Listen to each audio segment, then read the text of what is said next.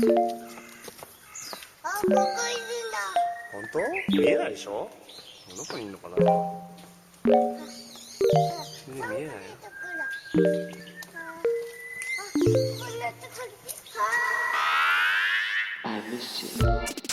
And we're off. What's good, Internet? It's Friday, December 11th, and you're listening to Waypoint Radio, episode 365. I'm your host, Plow Rob right Zachney. through it. Just And like, today I'm joined by Rob nothing happening Zachney. here. Nope, I'm not joined by Rob Zachney. I am Rob Zachney. Robert Zachney. Add it to the list. Today I'm joined by Patrick Klepek. You heard him. I'm here. Thank you, Patrick. Gita Jackson. Yo, what's up? And Ricardo Contreras. Hi. I'm here to get high and watch Modern Simpsons. It's all That's how you make it good. cameos, back to back to back to back to back. Yeah. What sort of stunt casting can we do this week? Okay, so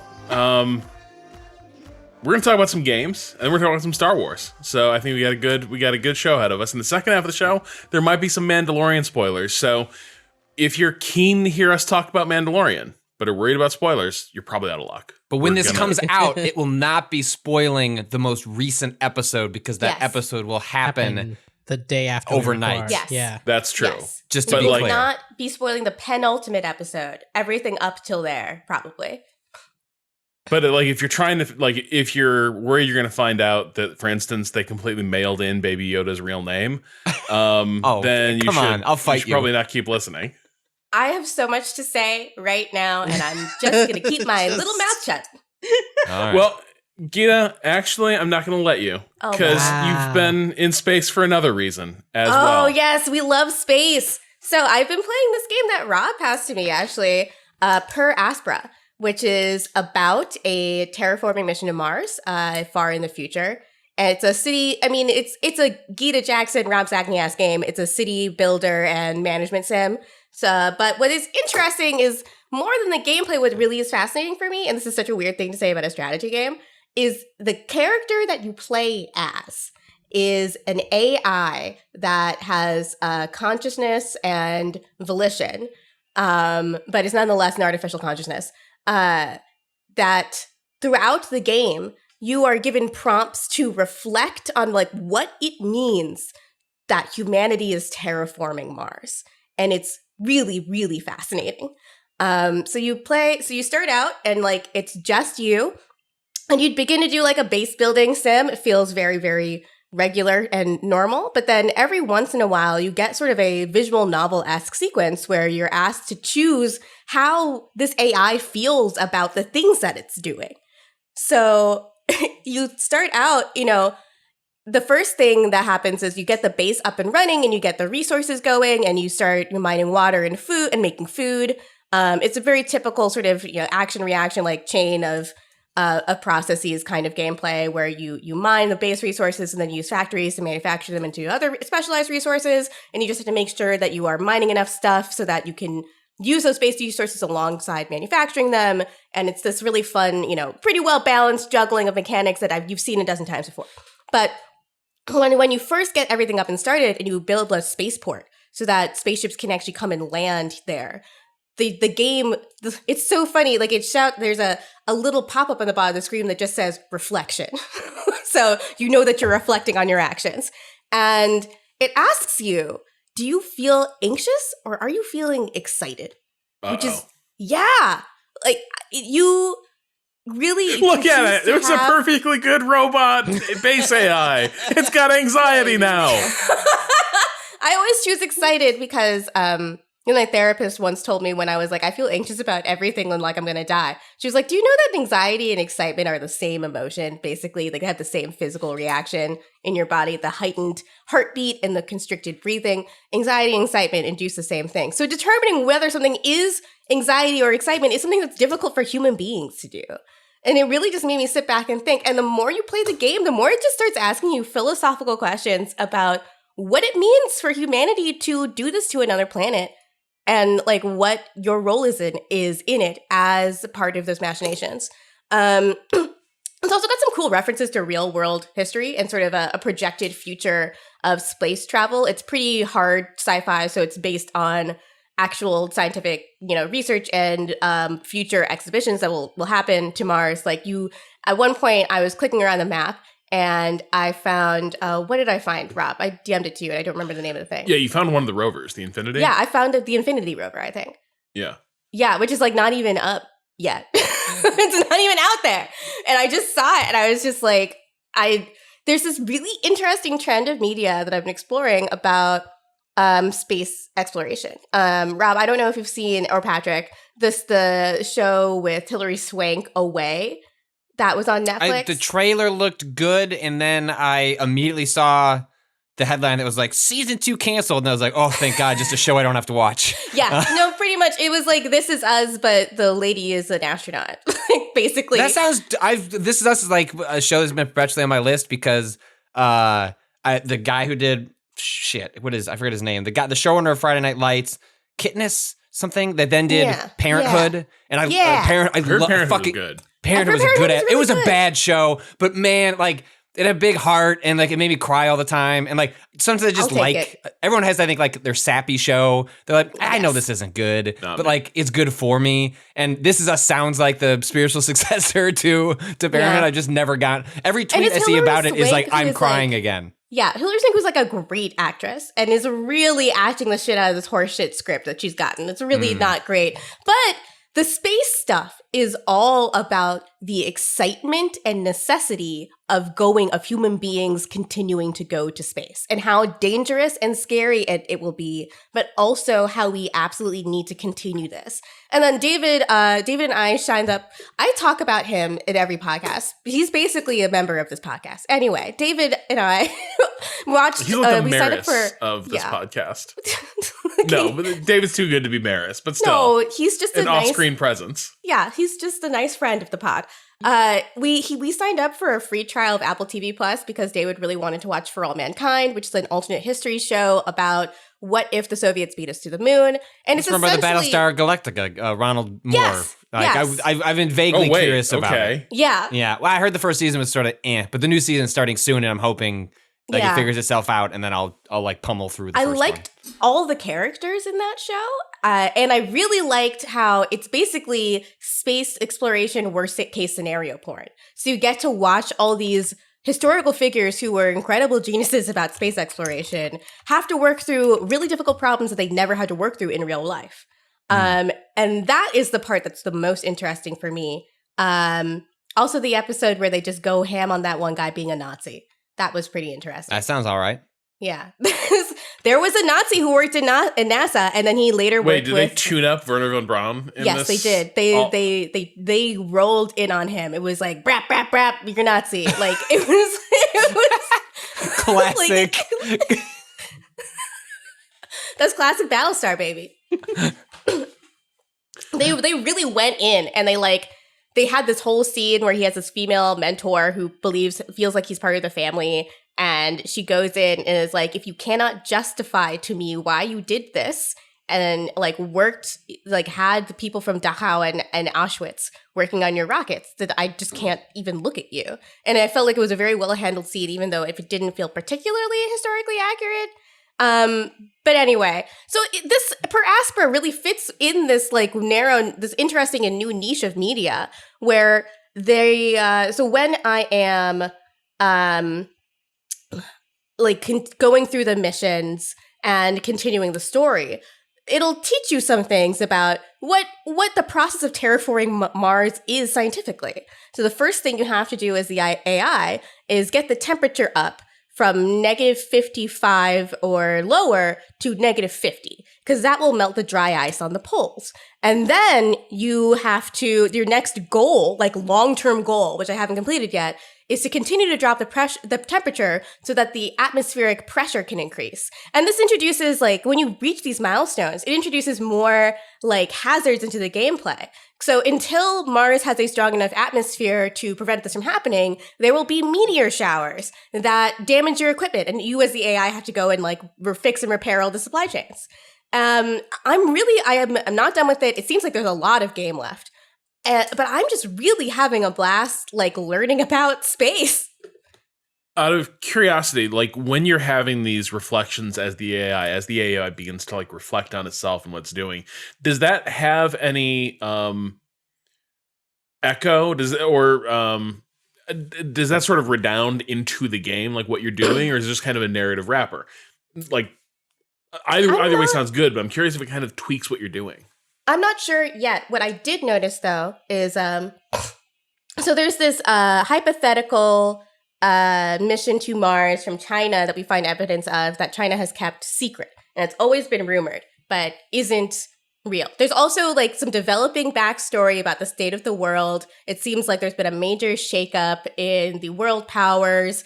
There at one point, the AI says to another character that the Chinese language has been banned within the Oxy UN, which is what this organization belongs, like the Federation of Countries that this organization belongs to. So you're asked to consider why it was that no one ever found out about this secret Chinese mission to Mars. And you can either choose they used private funding, or they silenced everyone who had the ability to speak out on it.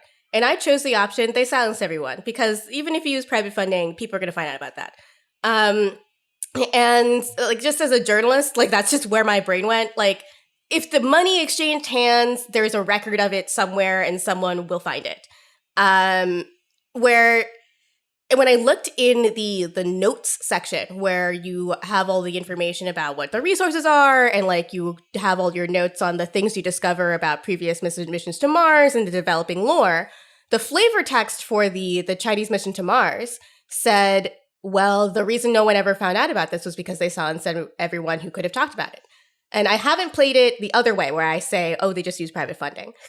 But it does seem like in the notes that this AI keeps for itself, it reflects whatever personality you are imposing on it when you are in these reflections. So that's the major way I've seen it reflected in the game so far. I don't know if it's more about, like, part of me feels like, though, it's useful to ask the player what they feel about going to Mars, and like that is really the only like purpose it serves, because like we're going to do it. Like, NASA has this whole plan to go to Mars, and there is I think Project Artemis is the first part of that plan that is about NASA going back to the moon to establish a permanent base there as a refueling station on their way to Mars. Which is also what happens in the first episode of Away, is that they go to that proposed base that Artemis will establish. And, you know, as we continue to travel out into space, which I do agree is like a realm of scientific exploration that we should not abandon, you do have to question and think about these other sociological and philosophical ramifications of it. And just having this game as a rhetorical device for me personally to think about why I want to go to Mars and why I think it's important to go to Mars, it's just like a useful emotional tool. It's like therapy specifically for space. Space therapy. That sounds really cool. And yeah, I can totally see where it would not everything needs to have a mechanical consequence, right? Like sometimes just creating the narrative and like imparting that meaning to it, that is enough. I don't like the meaning is the reward. It doesn't need to be connected to, and if your robot is sad, you get this building. Like that's not really it. God, this almost sounds, this is sort of conjuring for me like Alpha Centauri feelings, where I'm like, it's, you know, hard sci-fi space fiction strategy game, but this time in the form of a city builder, which normally I don't get on with. Like, I did not like Surviving Mars. A lot of people did, we but like talked a little bit about this in the DM, right? Where the issue with and like this suffers from this too, where a lot of the science hasn't actually been developed, so we don't know how we're going to get resources on Mars. You know, we don't know if we're going to be able to just naturally mine for the same kind of ores that we have on Earth. We don't know if we're going to be able to find water in the quantities that we need to like irrigate farms and make food. In this game, you know, we're far enough in the future that we just have water extractors and food factories. But that's just not satisfying to play. Like, it's not satisfying to go and like just be like, well, I'm gonna go here and dig up the food orbs, and then just have more food orbs. I think for me, this is kind of like one of the I don't know. This is kind of my hinge point with like city builders, where anything where it's like, here's a need, and as the player, what you have to do is build the thing that immediately addresses that need. And it's like, that's not interesting. Like that's just me. Like that's just a Skinner box where it's like, oh no, we need it's a clicker game. We need air. Like. Yeah. Yeah, and I'm like, okay, build the air chamber. Yeah, what makes something like SimCity fascinating? I'm talking about like SimCity like 3000, like the last good one. Is that it's built off of models statistical models of cities. So stuff that has a basis in reality. So your actions don't always have an obvious reaction, and there's multiple ways to solve problems. Like traffic is a perpetual problem in SimCity, and you can solve it by adding mass transit or expanding train lines or building highways. There's like a lot of different things you can do, and you don't always know whether or not that is actually going to be the thing that solves your problem. Where a lot of these like hypothetical future city builders, they're just like, like you said, oh, you need more oxygen, so build the oxygen building. Like that's it. Yeah. I think the one I didn't play was the Anno game they made, like that I think was set on the moon. Anno future date something. Yeah. But like because the thing that the Anno series is interesting about is like the series confounds your ability to build those chains of inputs to build higher level goods, and like none of your city planning never quite fits together neatly. And so like Anno becomes a game about like, oh shit, these choices I made early have now left me with this hellhole of a base, and I don't know how to revise it. And for me, that's kind of interesting. But I think a lot of games miss this. Though, like this game is about the city building management part is fine. It's like enough for me to capture my interest. I did also like get up and like talk to my boyfriend for like 10 minutes yesterday while I was waiting for something to like clock over because I just needed to get some research done, it's good enough. But what is most interesting is that everything you do in terms of city building, like and base building affects, like you're looking at a topographical map of Mars. It looks like Google Earth, and everything you do affects the planet.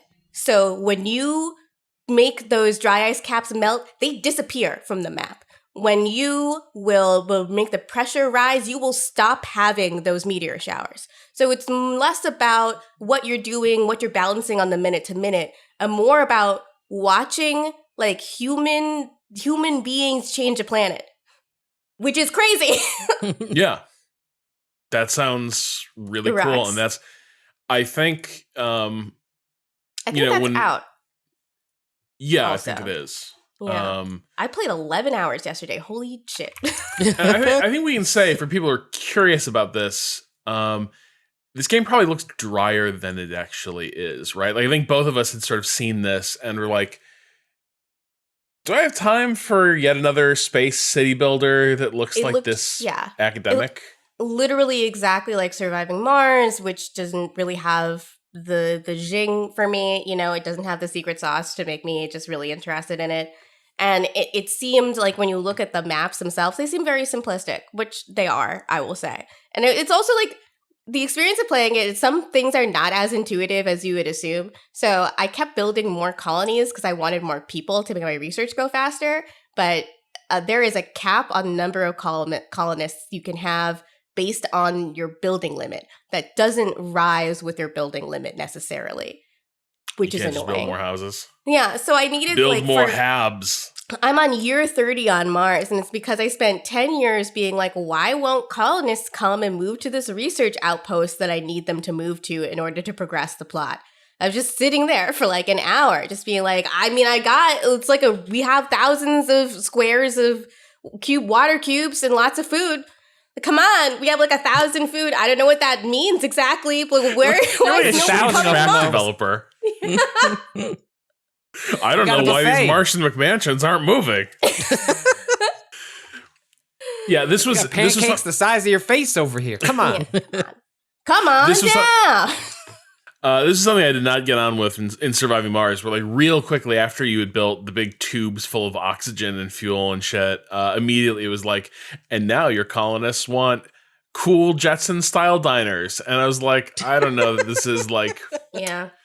you got me like creating these massive networks of plumbing, which fine, okay. But then the next tier is like, well, now that you've got this entire Baroque like refinery and fuel and life support system, what you need to build is a Wendy's. And I'm like, I don't know that this is the hard sci-fi I'm here for. You don't want the gamer meal from Wendy's? You don't want the myth meal from Wendy's? Shout out to Myth. I actually think Myth is pretty fun. Anyway, I just like that Myth thanked AOC for streaming with him because it was going to be his first time voting. I thought that was very cute. That is beautiful. And now you can buy a Myth meal at Wendy's. That's real. Is that limited time? That is Do I have to go limited right time now offer. to get my Myth So meal? you better go right now. Damn. So the last time I had Wendy's, it felt to me like the spirit of Dave Thomas has left the building. They were Wow. the face Patrick just made just then. Just, Patrick, face of someone that who's man known Rob cared for about a long burger time. quality. Did he? He did. He did. Were they Like, they're not not good square anymore, enough? Patrick. Listen, they were one of the few fast food corporations not to sign the Fair Food Act. So fuck them, basically. See, Dave wouldn't actually. For all I know, Dave did that. For all I know, he was like union busting. Rob's whole theory. Dave Thomas is falling apart. Look, he was a man on the TV, and the TV man Look, couldn't be bad. what you're saying is I don't give a shit what was in those burgers. They tasted good going down my gullet. Well, it wasn't That's how I workers. feel about Taco Bell, baby. Like, you just gotta admit to yourself, is that Wendy's meat? patties is No. Okay, real quick. Yeah. I'm just gonna get this off my chest. Hmm. I'm still pissed about this. There was this show, Ascension. Gita, did you ever see Ascension? Let me just Google it really quick because I have a horrible memory for names. It was a sci-fi miniseries because sci-fi would always like trial a I TV did series via miniseries. That is true, Mhm. and I did not see it. Aired on CBC in Canada. How surprising. Anyway, A TV show produced in Vancouver with tons of Canadian midlisters. Perish the thought. But the thing that really upset me was that Ascension had this very cool. It was like it was very much a pitch of its moment, where it was like it's a little bit Battlestar Galactica meets Mad Men, and like Trisha Helfer was on that show, selling that concept. Yeah, and so it was basically like in like before the Kennedy assassination, humanity launches a fucking interstellar spaceship to go colonize another system, and they basically create Pleasantville type thing. It's like a totally hermetically sealed like 60s culture. It's like Rapture in some ways. Like hermetically sealed culture goes off into space. And they're heading out to colonize the world. They have no idea what's happened back on Earth. But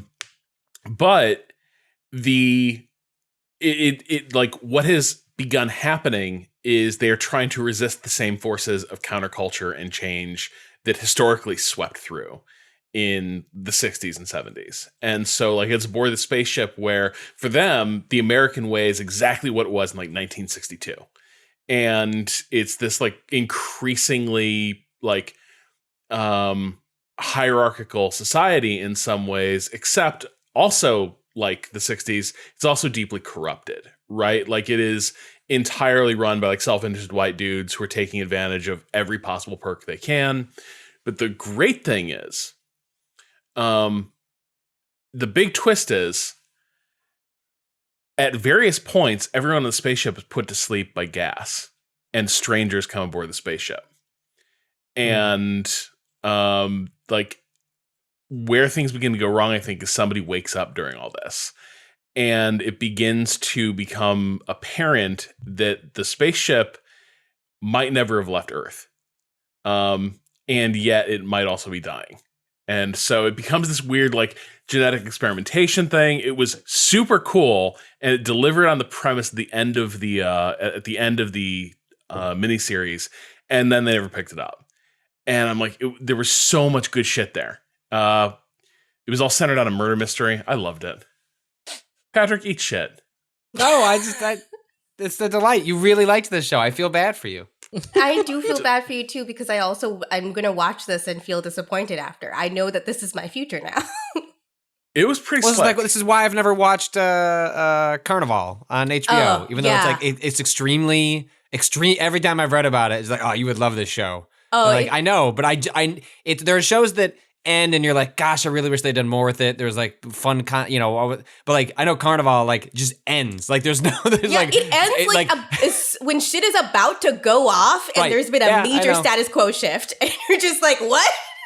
Yeah.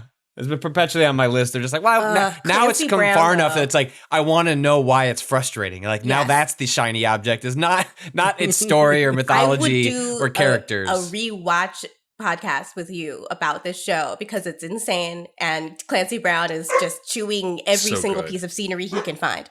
He's looking for things to chew in that show. It's fantastic.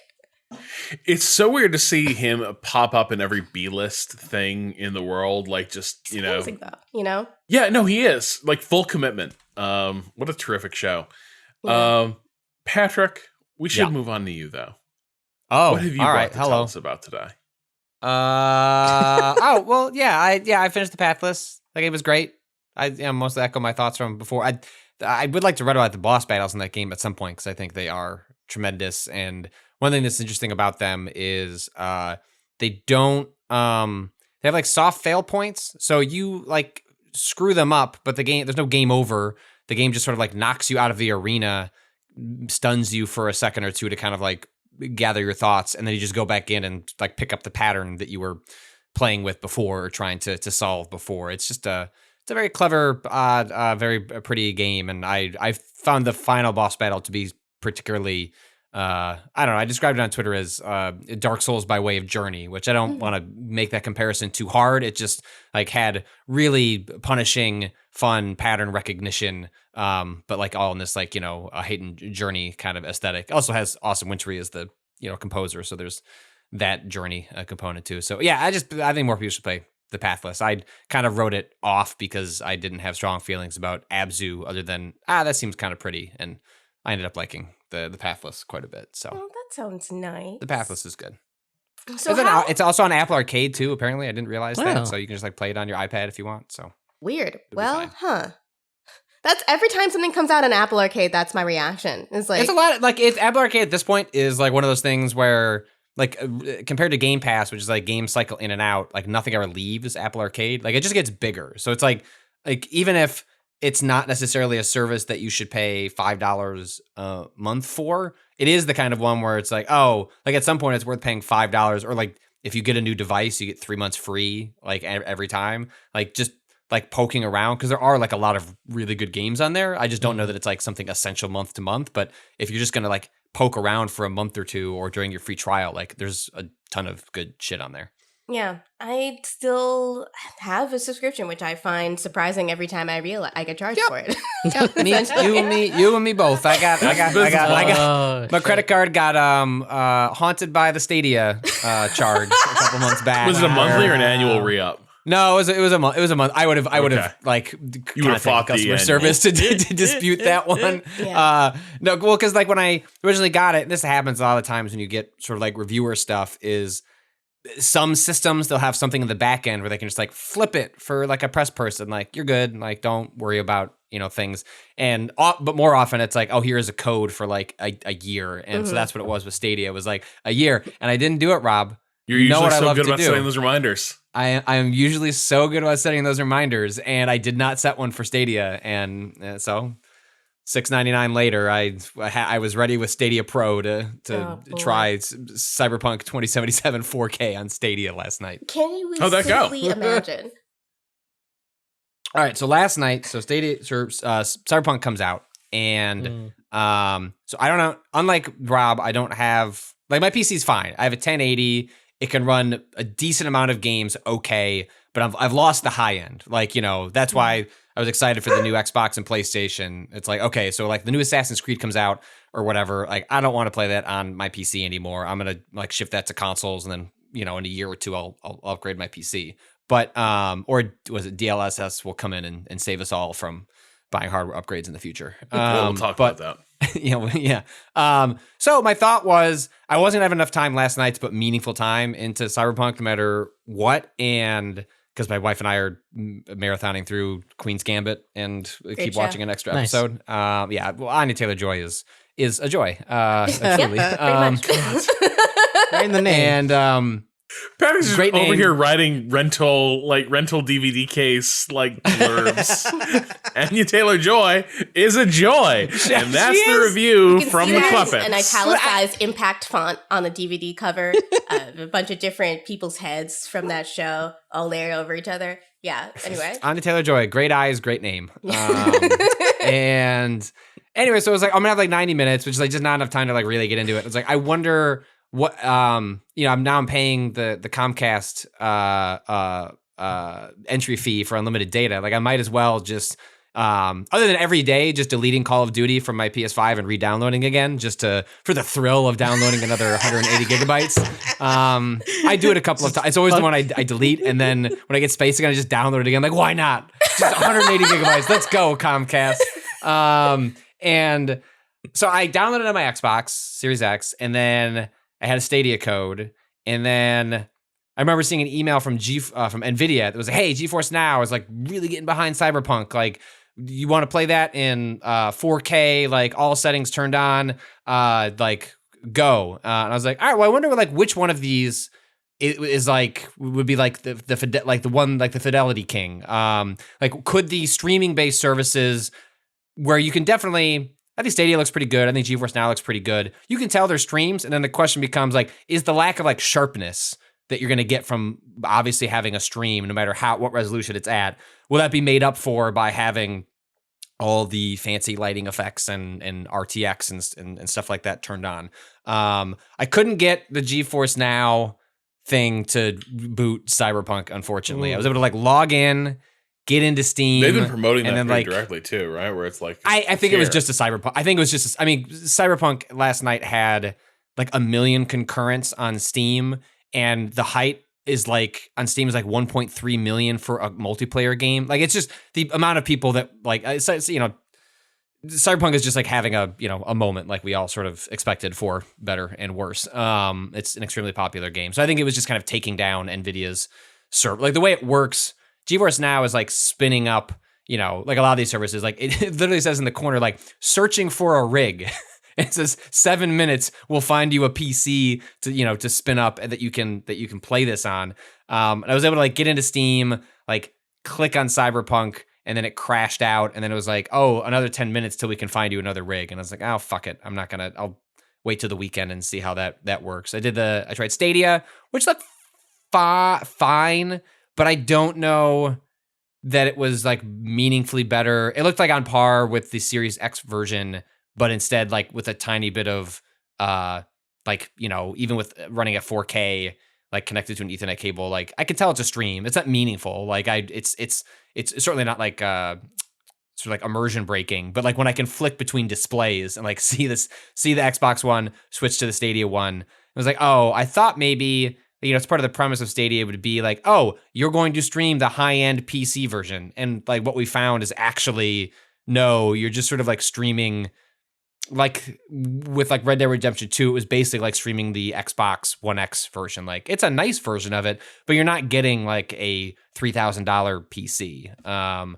So I ended up just playing on the Xbox version because it was sharper in the performance mode, ran at 60. But I'm curious to I'm going to try the GeForce Now one this weekend and see if it's meaningfully better. But it was funny now that I'm paying for that. It was just like in like GeForce Now and Stadia, you can like different performance things you can tweak based on like how much data you want to use. It was just like very satisfying to be like, slot one was like, hey, this one's gonna be 10 gigs an hour. And they're like, well, if you press this button, it can be 20 gigs an hour. And I was like, let's go. Like 20 gigs an hour?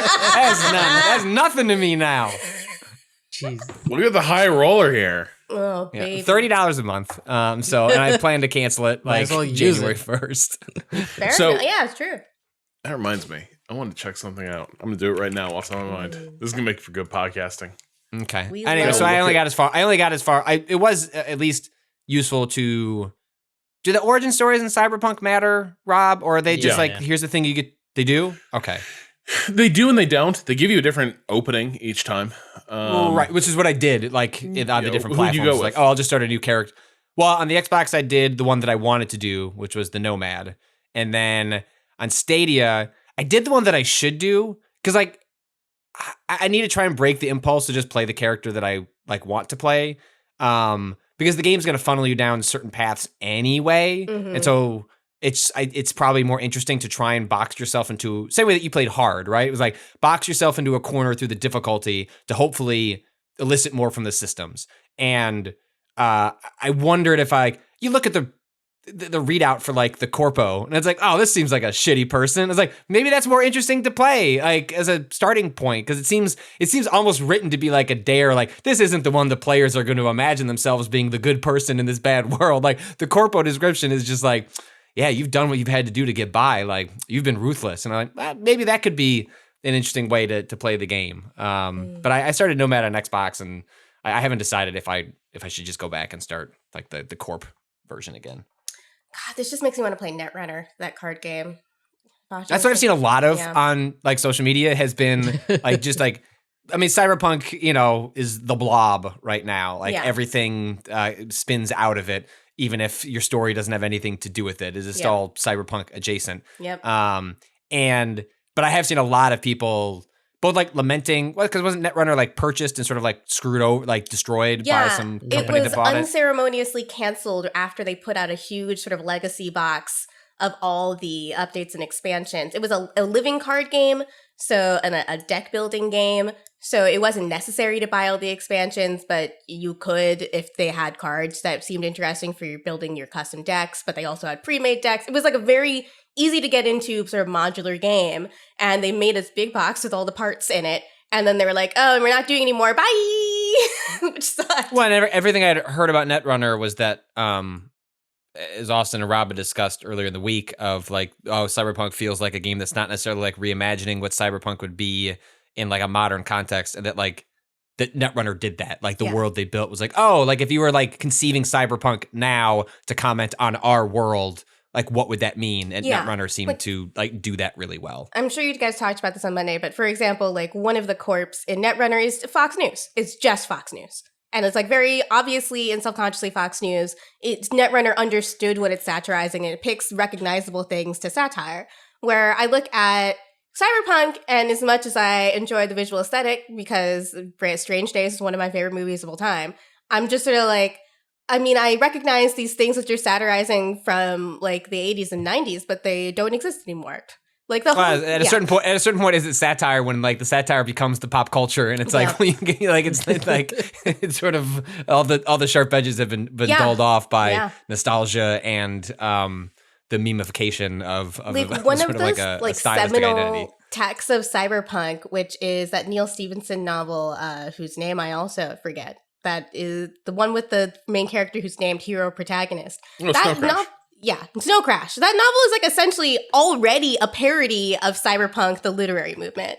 And so we've moved so far beyond that like Netrunner feels so fresh. And whenever you talk about anything in Cyberpunk that reminds me of Netrunner, I'm just like, I just want to read all the lore on the backs of the cards again, man. Like, I want to live there.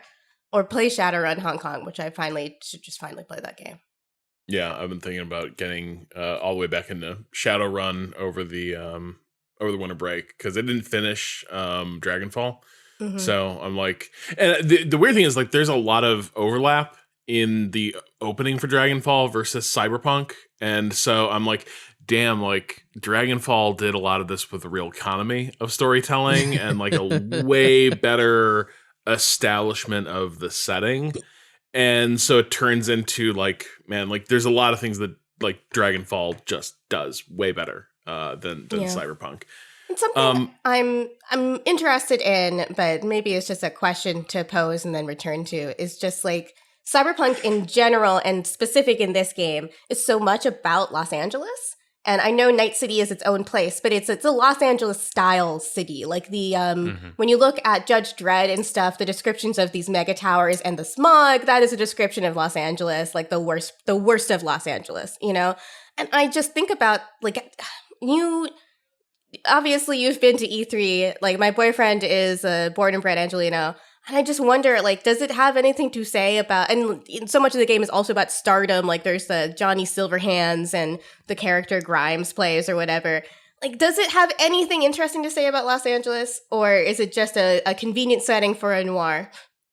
I don't think so. No, it's like there are moments you get a little bit of a vibe that like, oh yeah, LA used to be here. Like this is particularly strong out in Pacifica, where you are basically now out in Santa Monica, Venice, like what all of that turned into. And that does have a vibe of like, oh, so this is what will happen when ecological devastation and economic collapse overtake these regions. Like this is, this kind of feels like how these places would feel if, all hell just rained down on them.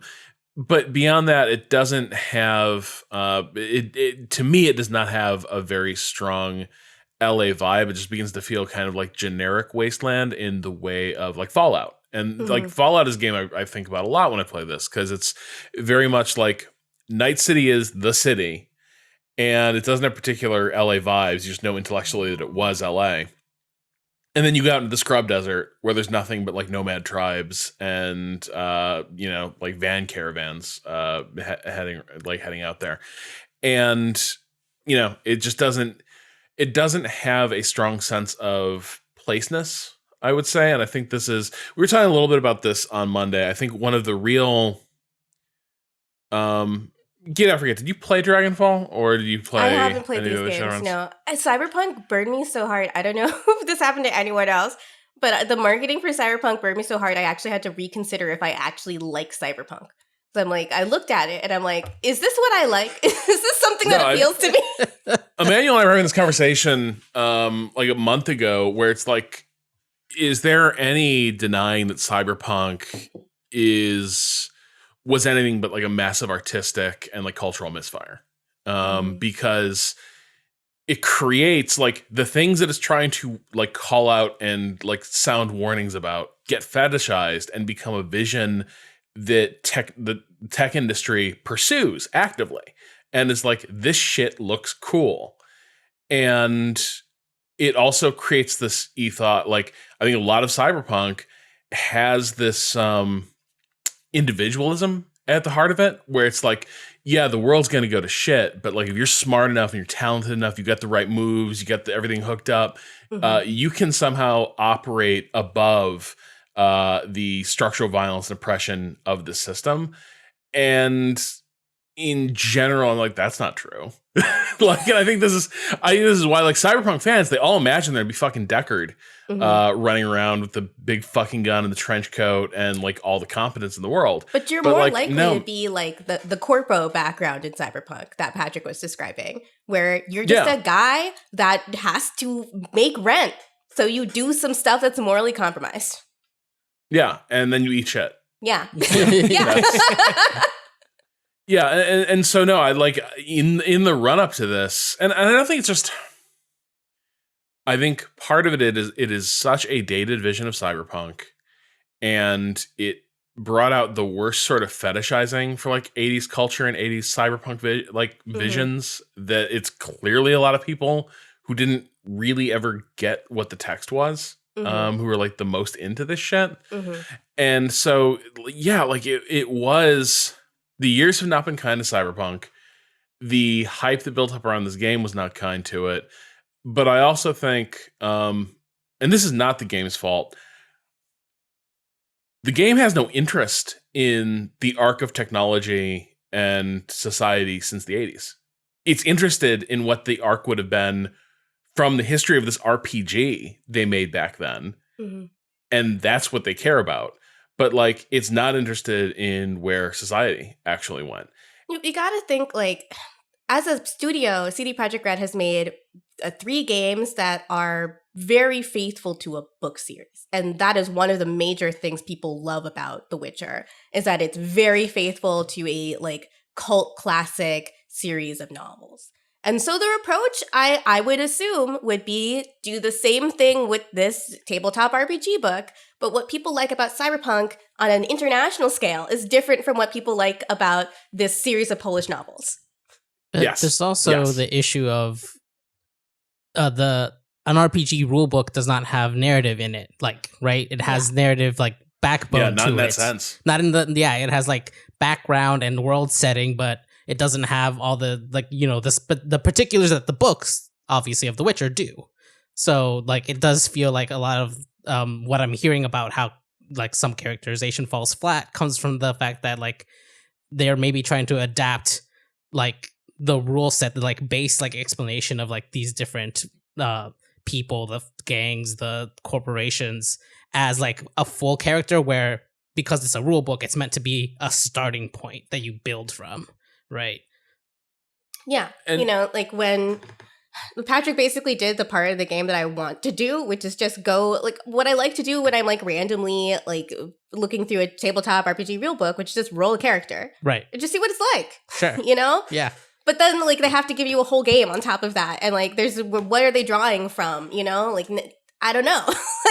Right. Yeah, and I think it does that. Like the contrast to The Witcher 3 is really stark because there is no equivalent to like it has no sense of the history of that world. Where like by the time you hit The Witcher 3, if you played all those games, you know the politics of that world really well. But even if you don't, the world is established enough that you sense there's all these politics happening around you. You know that these kingdoms have different identities, and all these characters know each other and like have a history with each other. And in Cyberpunk, it all feels like, well, time to go visit this narrative silo. And that's a real fast way to make an open world feel kind of dead and fake because none of these people have any contact with each other or each other's stories, really. And so it's like, okay, you created this giant like open world, but it's not a living world. It's just I go here and I talk to these people and I do their quest line. Then I go over here and talk to these other people. And even though they're neighbors, and they have, like, in the fiction, competing values and ideologies, in the game, there's just nothing. You might see, like, a random street battle between, like, a bunch of NPCs from these two gangs, but, like, in terms of narrative impact, you're not going to have anything like, King Radovid's intervention in... Fuck, what's the name of that kingdom? You're not Fault getting Three help to from me. me Yeah, here. none of the rest. You can say what you can Temeria, say, right? And like- oh yeah, oh Chikabarawa. Yes, Yeah. I remember Yeah. that part in The Witcher. Oh, 3. And, like, the it's- kingdom of booty hole, and I would be like, yeah, that sounds accurate. Like, And it's just so easy to imagine like playing this tabletop role playing game and being able to do those things, right? Like make these different factions clash, work them against each other, like do a double cross, whatever, because of the freedom that tabletop role playing gives you.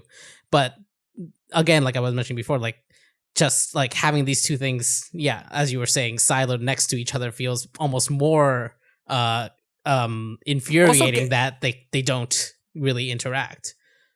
Geralt's a major player. Like he is not just an avatar in the world dropped in that can make an impact. Like Geralt's like a very important part of this story. I don't know where this where like the identity or power influence of the main character of Cyberpunk goes, but I just mean like it's a wildly different type of storytelling. The Witcher doesn't work nearly to the degree that the game they built if you could create your own character. Yeah. Like if it was just like drop a character into the story of The Witcher 3, the game falls apart. Like a huge part of people's connection to The Witcher 3 is like, who are you going to romance? And it's not just because it's your player, it's because it's Geralt doing it. Like, like he is so central to the narrative drive of that world and those characters that's also like, I think maybe a slightly overlooked part of Cyberpunk's sort of like even just narrative structure is by just giving you a character to play that's a hugely different way to tell a story. yeah, absolutely. I mean, I think you're completely right. I did have one question that's not related to narrative to ask, just because I saw two instances of this incredible bug, and then you mentioned that you played just like a little bit of of the game on console, and I have no idea if this showed up for you. But some people are Talking about the dick? Yeah, no, not the dick.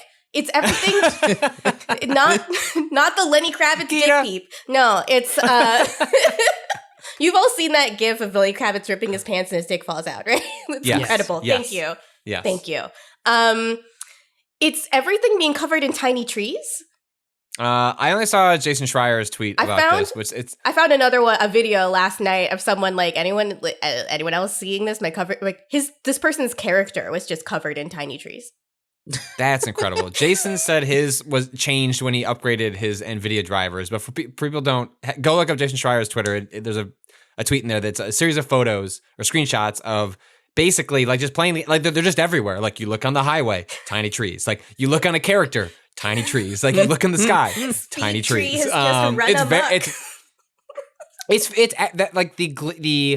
It's interesting because like the predominant thing, this game unlocked for most people all at the same time, not in the middle of the night. I mean, middle of the night for some parts of the world. That's a very, me-centric, where I live, the game unlocks. But it's also the case that most games unlock in the middle of the night for me in other parts of the world. Shout outs to New Zealand, Australia, getting to play games early. And it was just interesting the way the timeline just filled up because everyone was playing this game. Even the haters were playing this game. And so much of it was the glitches. And for so many other games, that would be a problem. It seems like with Cyberpunk, anything you say about it, talk about it, just seems to just make it stronger as opposed to being a deterrent. Like, yeah, it's very much stop paying for my grandpa. He's become too powerful at this point. Yeah. I don't know if it's possible to have a conversation about Cyberpunk on social media. This is as bad as it was with The Last of Us 2. Like, it's such a highly anticipated thing that like anything you say, even if you're trying to make an observation or just be like, I think this thing is weird or interesting, it becomes like a part of a culture war that is incredibly tedious and tiresome. It's weird. It's weird that this is the game. This game, it seems like pretty much fine and like kind of broken. It's weird that this has become this thing. Well, I think it comes at a very specific, like a lot of people are going into like winter's here, right? COVID is spiking in a lot of places. Like the holidays are approaching. I do think it arrived. Like I think this game would have been like a meteor, like hitting the discourse, like regardless, like whether it was when it was released out of COVID times. But I do think like just like how we're living is also impacting. Like people are anxious, people are on edge, and like Cyberpunk is a big thing to talk about and around. And I think that ends up exasperating the situation as a result. A lot of people only really buy 1 or 2 games a year. Games are really expensive. So, and new consoles are really expensive and gaming PCs are really expensive. So if you have been playing like mostly Modern Warfare with your friends, and then you buy Cyberpunk, like sometimes that's just like the arc, like a lot of gamers, that's really just the arc of their lives. So you have... Yeah, when I get text messages from the normies that are like, hey, should I play... Which I got 2 this morning. Was like, hey, should I buy Cyberpunk? And I'm like, oh, wow. Okay. I mean, we just get those reminders of like the scale of a game, like when it reaches like your Call of Duty, like this is a person who only plays like Warzone and then buys like a sports game. Yeah. It's like, should I buy Cyberpunk? Yeah. And I'm like, I don't know. The media... I need to think about what you play. The marketing blitz for this game is simply, it's everywhere. Like, they even got public transit in New York City in a time when no one is using public transit. It was at the point, like, maybe a month ago before I explained to David just sort of the apprehensions that people were having about this game. Mm-hmm. Even David just, like, sort of like, man, that looks sick. And, like, that's the reaction a lot of people just have to these advertisements that are everywhere. Because the game, like, it looks sick. It's Cyberpunk, I constantly amused by Defector, one of my favorite websites, like RIP, Deadspin. A lot folks over there who I follow for like sort of like sports political talk and how like the intersection of that and culture. A bunch of them are just like, man, I can't fucking wait for Cyberpunk. And it's just like, you know what I mean? Like those people know better and probably even know, but it's like a weird thing where like not playing like every single little release that comes out.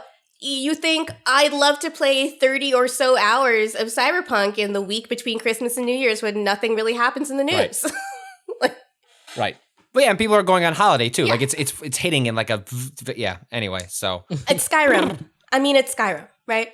Skyrim was a game that just became what I did when I was home from college. I waited till my parents were going to bed, and then I played Skyrim on the big screen. And I wouldn't even really do anything in Skyrim. I would just kind of walk to places. And it just became an activity for me. Like, not so much I was getting anything interesting out of the game. I would just see a giant and be like, I wonder if I can stand between those two rocks and hit it with a spell and kill it so it can't hit me. And then just do that until 3 a.m. And like, I think that Cyberpunk is just perfectly positioned to be that game, which is why a lot of people who are seeing reports that it's not that, like, it has problems, they just take issue with like whatever their chosen pandemic panacea is, like being called not that good. But you gotta just not get in your feelings about it. Sometimes things aren't good and it's fine. Or sometimes things are just solidly mediocre and it's fine. Sometimes you can spend a lot of time with something that's solidly mediocre and that's fine. And have a great time. Yeah, and have a great time. I watched Doctor Who for years and that show's never been good. So wow, shots fired in the middle of this podcast. Sorry. I mean, look, like, I think it's going to be very weird, the degree to which I think a lot of people are going to be like, this game's buggy as hell and runs like shit, and I love it. Yeah. And that's going to be a weird dynamic of this, too, where it's like, I was talking to Emmanuel this morning. This game does not appear to run well for anybody. No. Emmanuel, Chris person over at Highlight Reel is going to be eating out on Cyberpunk until 2077. Rob, I know what you're going to say, because I have been feasting upon. I feel bad, but I've been feasting upon the PC gamer elite when I was like scrubbing through threads that are like, my poor $3,000 machine that is just like was meant to do this game at max everything, and I could lord over. It's like, oh, actually, I get to the cities and it drops to 40 frames a second, and my heart is broken. So I imagine you're going to say that Emmanuel's 3080 is running into some problems. Yeah, it ate shit. And the weird thing is, he wanted that 3080 so fucking bad. This is hubris, baby. Oh my god. Yeah, just like. This is what happens when you make PCs, though. It's many parts. There's going to be a bottleneck somewhere. You got to upgrade the 3080 isn't a magic fucking bullet. But he did. Yep. Emmanuel did a full refresh. I think it's a real good rig. No. And it's still dude, like I ran a story about this, but like Emmanuel found some other stats to support the argument, which is that, so I was like, hey, this game has no good settings when it comes to like how to make it run well on my hardware, except if I turn on DLSS, which is a feature that I was like, this doesn't mean anything to me. Like, this is bullshit. Like, that's some proprietary NVIDIA nonsense. I don't care about it. I can't play Cyberpunk without it, because no matter what I do with the detail settings, it's like, haha, no, fuck you. And just completely craters the frame rate to the point where it's like, really choppy. If I like, and there's huge variation in frame rate.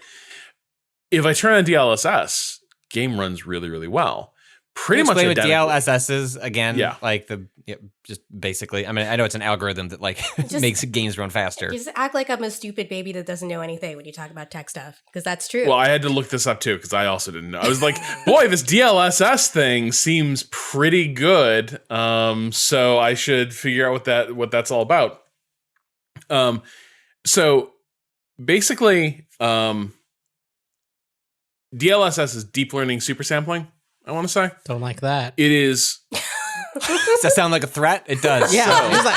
Hey, yo, I don't want these AI to learn more. Bring me into we're teaching too much. We're teaching the AIs too much. An alleyway. I'm like, I'm gonna super sample you. They throw a game into that's my finisher. My wrestling finisher is the super sample. That's the order I re-up on Grubhub. I'm sad. Send me the super sampler. I go to Applebee's and get super sampling. That's what Rob calls the charcuterie board, is the super sample. So DLSS is, what it does is it renders the image at a lower resolution than your display. And usually upscaling, and Patrick, you now know this because you had a thing that was upscaling to 4K from a 1080 source, and it didn't look good, did it? Didn't look good. No, it did not look good. No. But what if there were a powerful algorithm that was trained by an AI that took that 1080 image and was like, I'm going to make it a 1440 image or a 4K image. And all your hardware has to do, I guess, is render this low-res image. And then this DLSS, this algorithm, takes the low-res image and is like, okay, here's what it should look like if it were running in native 4K, and makes these guesses about how that would display. It's like the equivalent. You'll see like these algorithms that like take like a low res like pixelated photo and like increase the res in a way that you shouldn't be able to do it because it's able to just guess what it should look like. Enhance. Yes, enhance for video games. Yeah. So as I understand it, the AI part of this is the AI has to be taught the game. Like they have to. I think they have to feed games to this AI so that it learns how to create these images correctly. That was, I think, at least how it was working in the early days. I don't know if they've tweaked how DLSS works. So for babies, the AI is like a cookie monster. You just feed it lots of cookies. The video game cookies. Yeah. And then the crumbs that spray everywhere are high-res crumbs. Beautiful high-res images. Beautiful.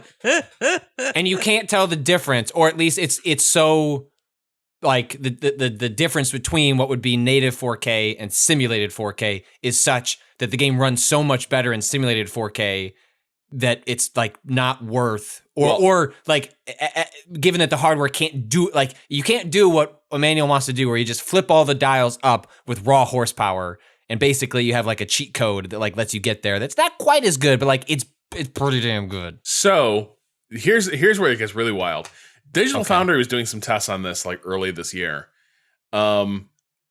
In some cases, it is better than native 4K. They found some games where it's like image quality running it in the DLSS is better. Like I think they did it with Control side by side, and they're like, there's a lot of shots here where the DLSS render is better than the native 4K render, which just seems fucked up. Like I'm like, I don't know how that's real, but it is. And it's also like essentially first gen of this tech, or like first gen for consumers of this tech. So the other weird thing is, so basically when I go into play Cyberpunk, I turn on DLSS and you have 3 presets. It's like quality, balanced, or performance. And that basically determines what is the lower resolution that it's going to use. I go for quality, because that's the kind of guy I am. And I am like, give me the highest resolution possible with all those details. And the game just does that. So I'm running at like full detail, like ray traced everything. And the game runs real smooth. Like it chugs a bit when like all hell breaks loose and you're in a huge gun battle, or if like you're driving through the city at high speed and it's trying to like bring entire city blocks in and out of existence real fast. I run into problems there. But beyond that, it works really, really well. And Emmanuel's describing his experiences on a much better PC, and they were very similar. Whereas also, if he turns off the DLSS and is like, I want to do this all natively, it runs like shit, and he also finds it like nigh unplayable, even on a 3080. So there's this weird thing happening where this proprietary piece of like rendering technology appears to be like the linchpin of making this fucking game enjoyable on PC. And I'm real curious, like how people with AMD cards are going to get on with this game. And I'm super curious about like how it's going to run on the consoles. Yeah, while the base PS4 Pro and Xbox ones look borderline, I think as Austin put it in a Discord, is Cyberpunk 64-ish, and that actually if they just leaned further into that aesthetic, like, it might be cool as hell. Yeah. As opposed to just like maybe an indication that Microsoft should not release Halo Infinite on the base level Xbox and just needs to cut off that machine as soon as humanly possible. The footage it looks bad on those machines. Yeah, but I am fascinated because I wondered this aloud and to some other folks of like a year from now, like will there still be like performance modes in video games when developers start saying like, fuck it, like we want our fidelity and it's going to be 30 frames per second and you're going to live with it in the way that console games have always been in the past. But I wonder, like, it's possible to add DLSS equivalents to consoles, like these consoles, without buying new hardware. Apparently, it's I wonder if that will be sort of the middle ground in the future is like, hey, actually, like we'll just use AI to like make up the ground that would otherwise be lost if you were doing pure like fidelity and using all the raw hardware for it. I don't know, it sounds like fucking magic, and I wish I had it. It does sound like magic. Now, just to get ahead of this, Mm-hmm. someone's going to email and is like, Rob, literally everything you said was wrong.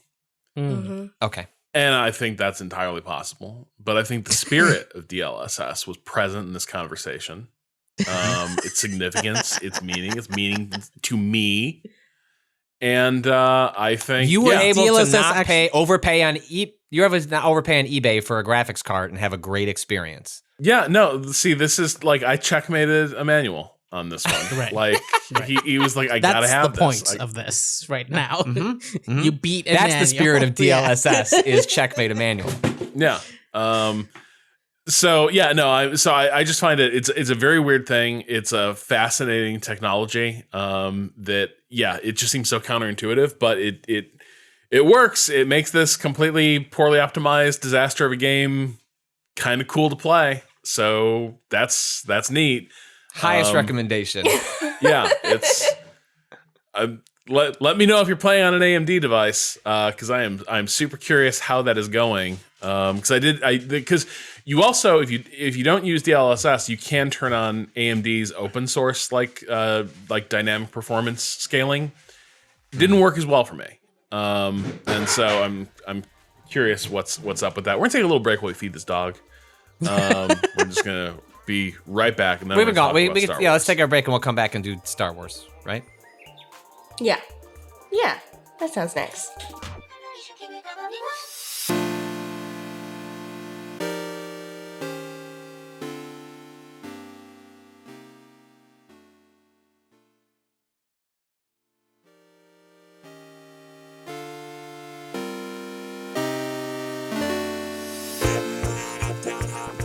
And we're back.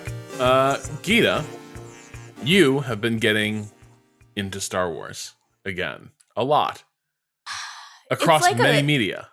A curse that I have with Star Wars, right? So when I started dating Dave, he's a real Star Trek. He's a big Star Trek guy.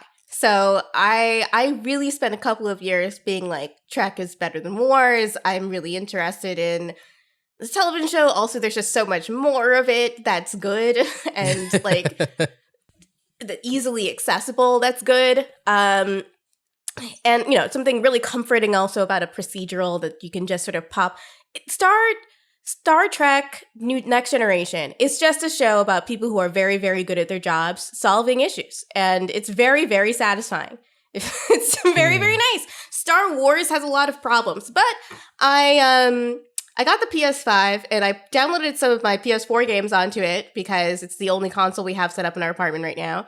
And I was just sort of like, why don't I try Jedi Fallen Order? Because the last time I tried that, I don't think I was like, we had been talking a lot about Demon Souls, and I was like, I want to know if I can emotionally handle the kind of gameplay that this game has, or if it's not for me.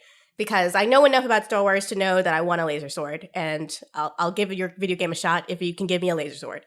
And I ended up really, really liking it.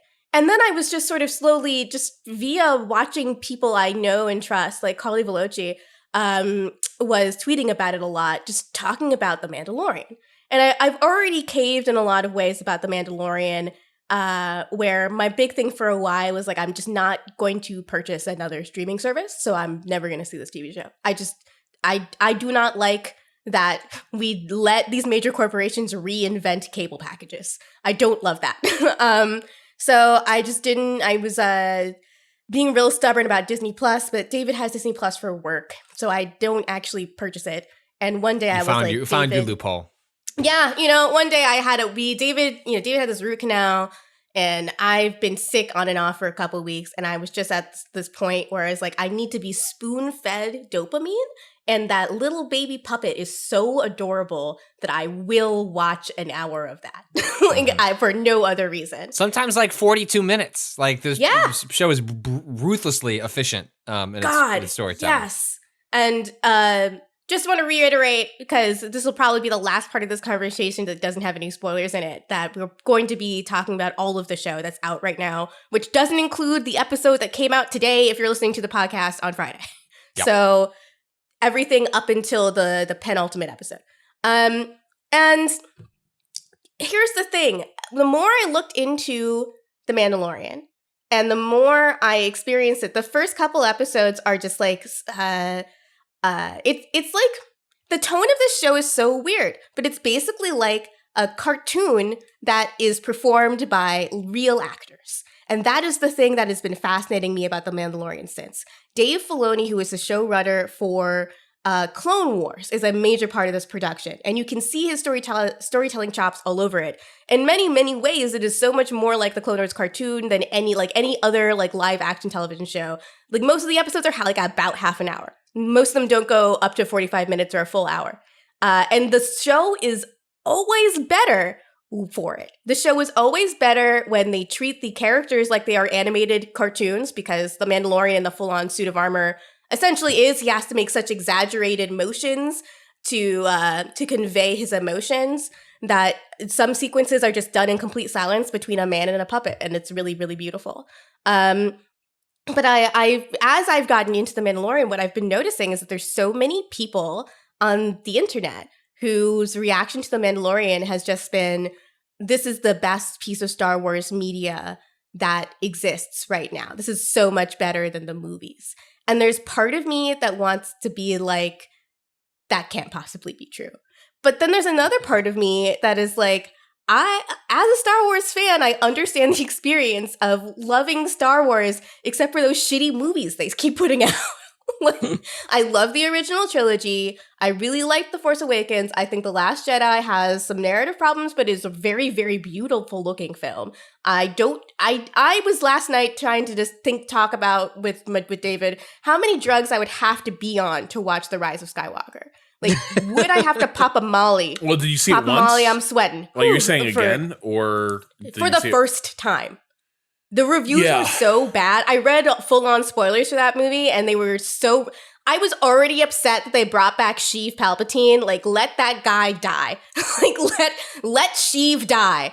That I was already not very happy. It's worth experiencing. Like, to be in your position where I think but I mean specifically to be in the position where, unlike the rest of us, where it was like really looking forward to this. Like, I went there opening night, and you just like.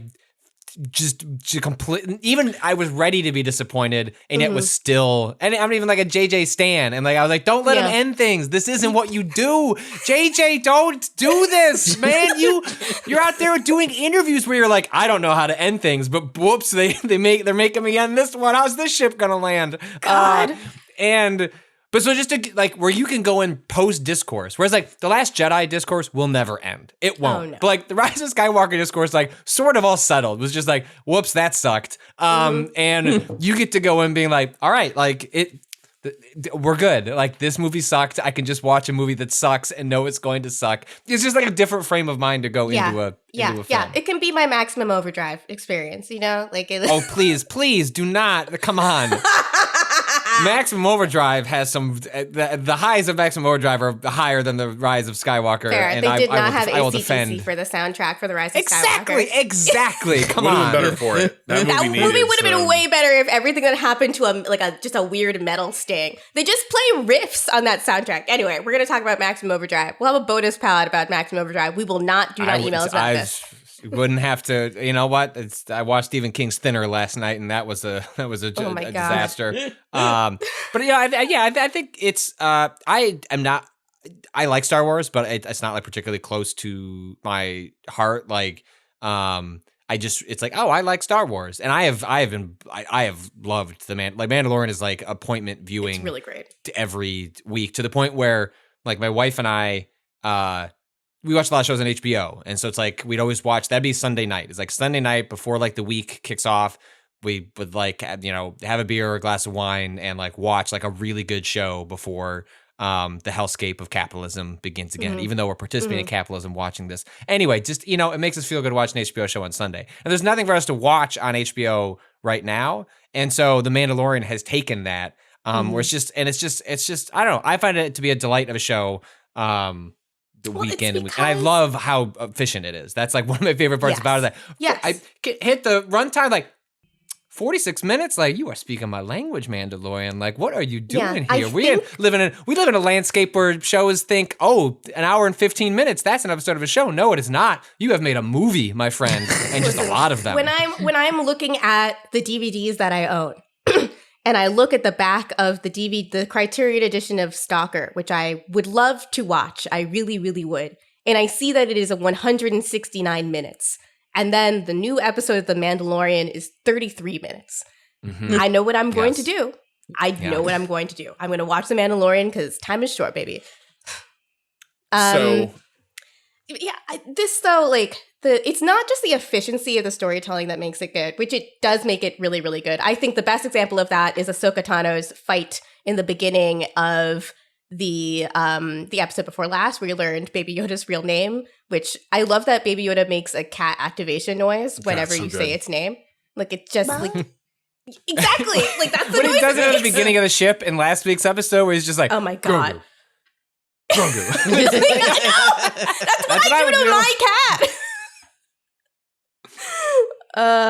Did you? I wonder when your children started recognizing that they have names and responding to them. Was it as amusing to you? It is, yes, because they just like they just turn their head and like even like Elizabeth, our youngest, who's 8 months, she doesn't respond to a name. She just responds to loud noises. So you just like she'll be sitting there like trying to shove dirt in her mouth, and then you're like, Elizabeth, and she's like it's like the squirrel gif of that one from years ago. I love that. I can't wait to have that experience for myself. It's why there was like serious discourse over our boy Grogu eating those eggs at the beginning of this season. And I was like, not enough people who watch the show have been around kids because this, I mean, and I realize Grogu may be like 100 years old. Like, I don't know the time scale of the he's 50 whatever his. That's just how Yodas are. Yeah. That might be, maybe Yoda is actually out here just sneaking shit when we don't see it.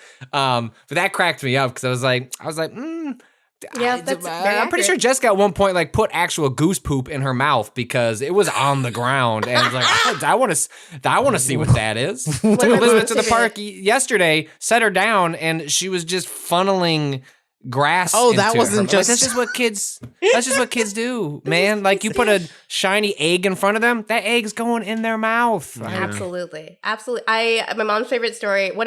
She has two favorite stories about me as a child. One of them is she has a series of photographs of me playing a little dinosaur shaped toy piano. In the first picture, I look very happy. The second picture, I look weirdly concerned for a toddler. And in the third picture, it has fallen over me, which I love that my mom took a picture instead of helping me. I think that's the best part of the story. You're fine. One day you'll understand, Gita. You just sometimes you got to watch things happen and just like, let's see where this one goes.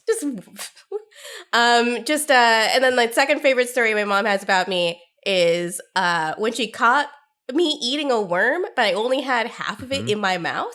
And then she found out that I had just like spit out the other half and hid it behind the couch for later. That's tremendous. It's what babies are like. They want it like real Grogu energy right there. Yeah, Grogu would have just eaten it. He wouldn't have saved the other. No. I have a quick question. Yes. Did the reptile lady, or was she reptile or amphibian? She's amphibian. I think it was frog-like. Yeah. Did she not notice that a bunch of the eggs went missing, or did she just not care because she's a frog and like the survival rate of eggs is probably like low in the wild, and they're just like, hey, she was absolutely upset. If she was a true mother, she would have noticed that there were 35 and not 40 eggs. Is what you're saying, dude? He didn't stop at 5. Like, you saw when she showed up in that first scene, that thing was like a jar of pickled eggs in a fucking bar. She had about 15 left when Grogu was done with that shit. Yeah. I found it deeply incriminating. That was a hard to conceal. That's like when you've been rating the snack food at the apartment and like you realize you crossed the threshold where like people are going to notice that you ate that much snack food. Like they're gonna be like, where'd that go? This is me and denial M&Ms. about being an alcoholic with drinking my parents' booze, which is still at the level I left it, which is like this much, like an inch left at the bottom. Yeah. Yeah.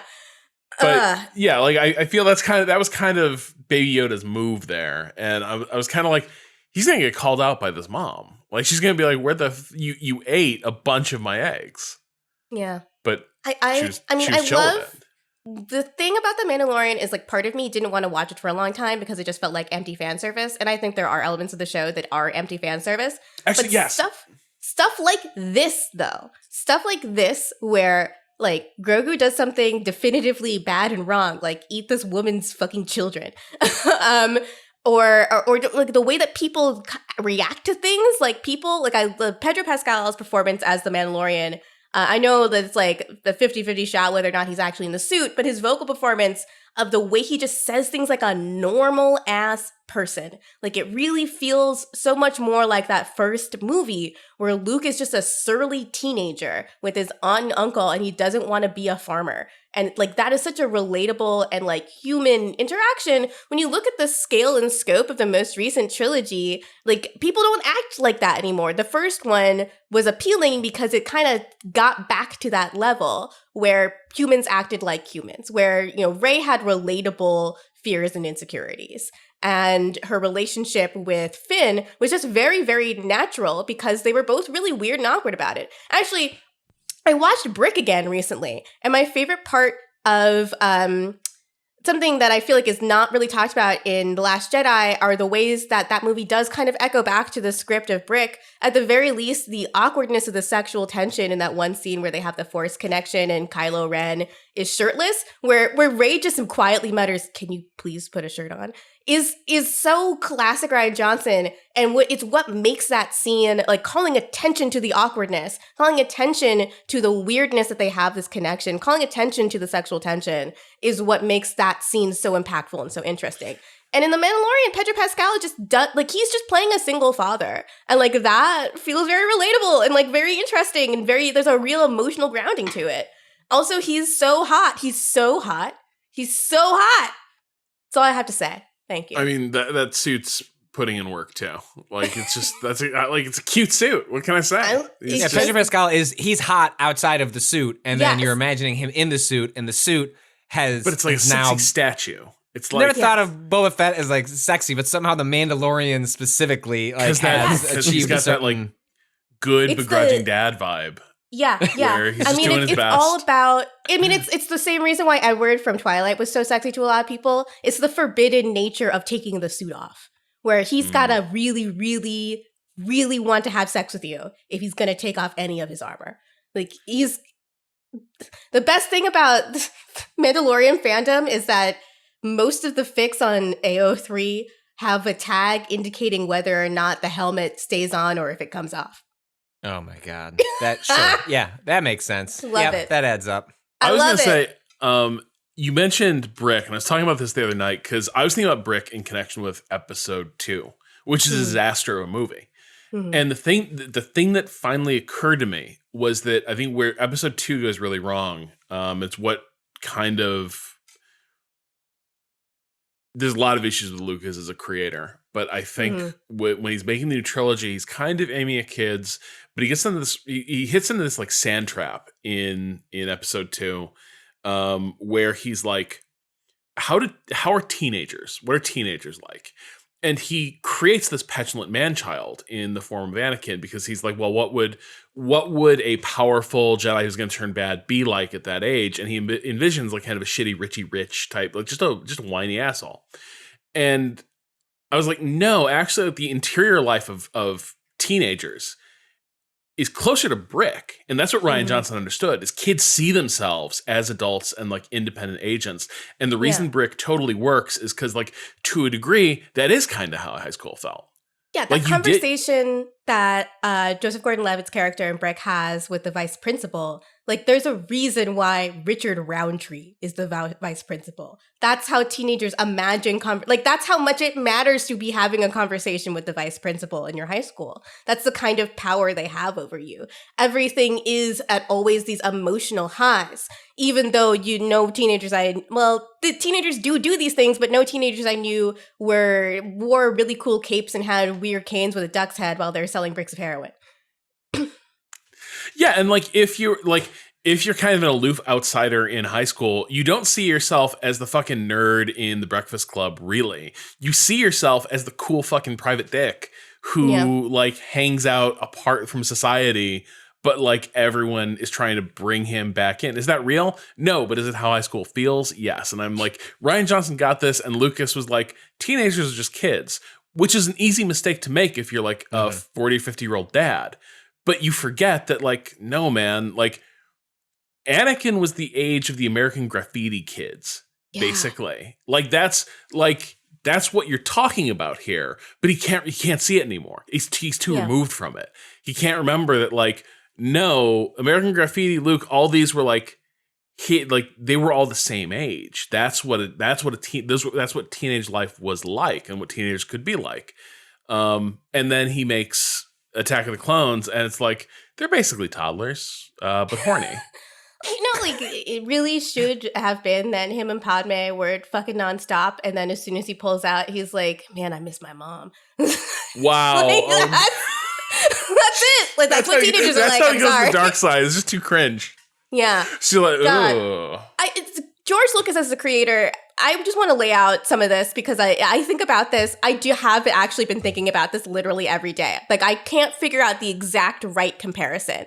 But my friend Patrick Willems, who went to Oberlin with me in the same cinema studies program, he did a video about where he watched all of the movies that Francis Ford Coppola has ever made and drank an $800 gift set of wine from his wine collection.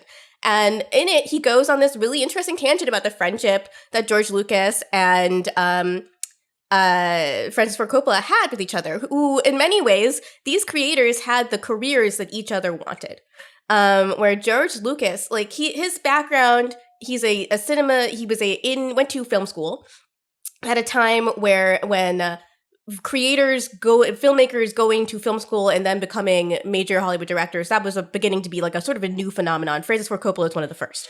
And he was like had a huge amount of talent, went right out the gate, made THX 1138 and then American Graffiti.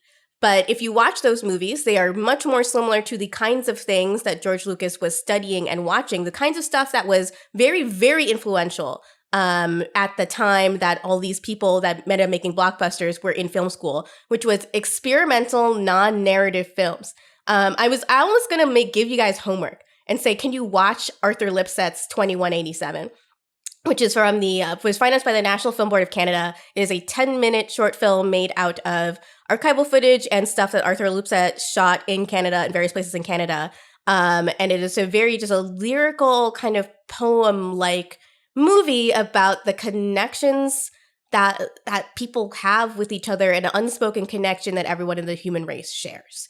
And it achieves this without explicitly saying that or even having characters or really dialogue. It is a collage of moving images.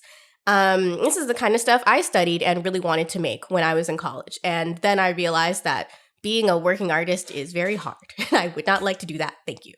But George Lucas has always said that 2187 is the kind of movie he would like to make. Like these suggestive, lyrical, experimental films, that is the thing where his passion is.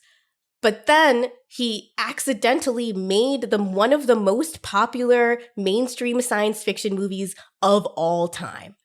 And he kind of just leaned into it. He kind of just kept doing it. And it's like, okay, it's like if, I'm trying to think, like Don DeLillo wrote a YA novel. And that YA novel was not only more popular than all the rest of his critically acclaimed work, it was so popular that it became culture for everyone, everywhere. And you couldn't escape Don DeLillo's very by the numbers YA novel. And then everything else Don DeLillo ever wrote had to become a YA novel. Like, that would make you fucking insane. And at a certain point, you know, it's like nothing if would you make were you happy. 13 years old and you started writing about video games, and then it's the only sort of like thing you realized you could do, and then suddenly you were 35 and you realized you've been doing it for 2 decades and have accumulated no skills to do anything else except this one specific thing. It seems like a perfect analog. I think, You know? I don't know. So I think Patrick Klepek and George Lucas, the same guy, secretly the same guy.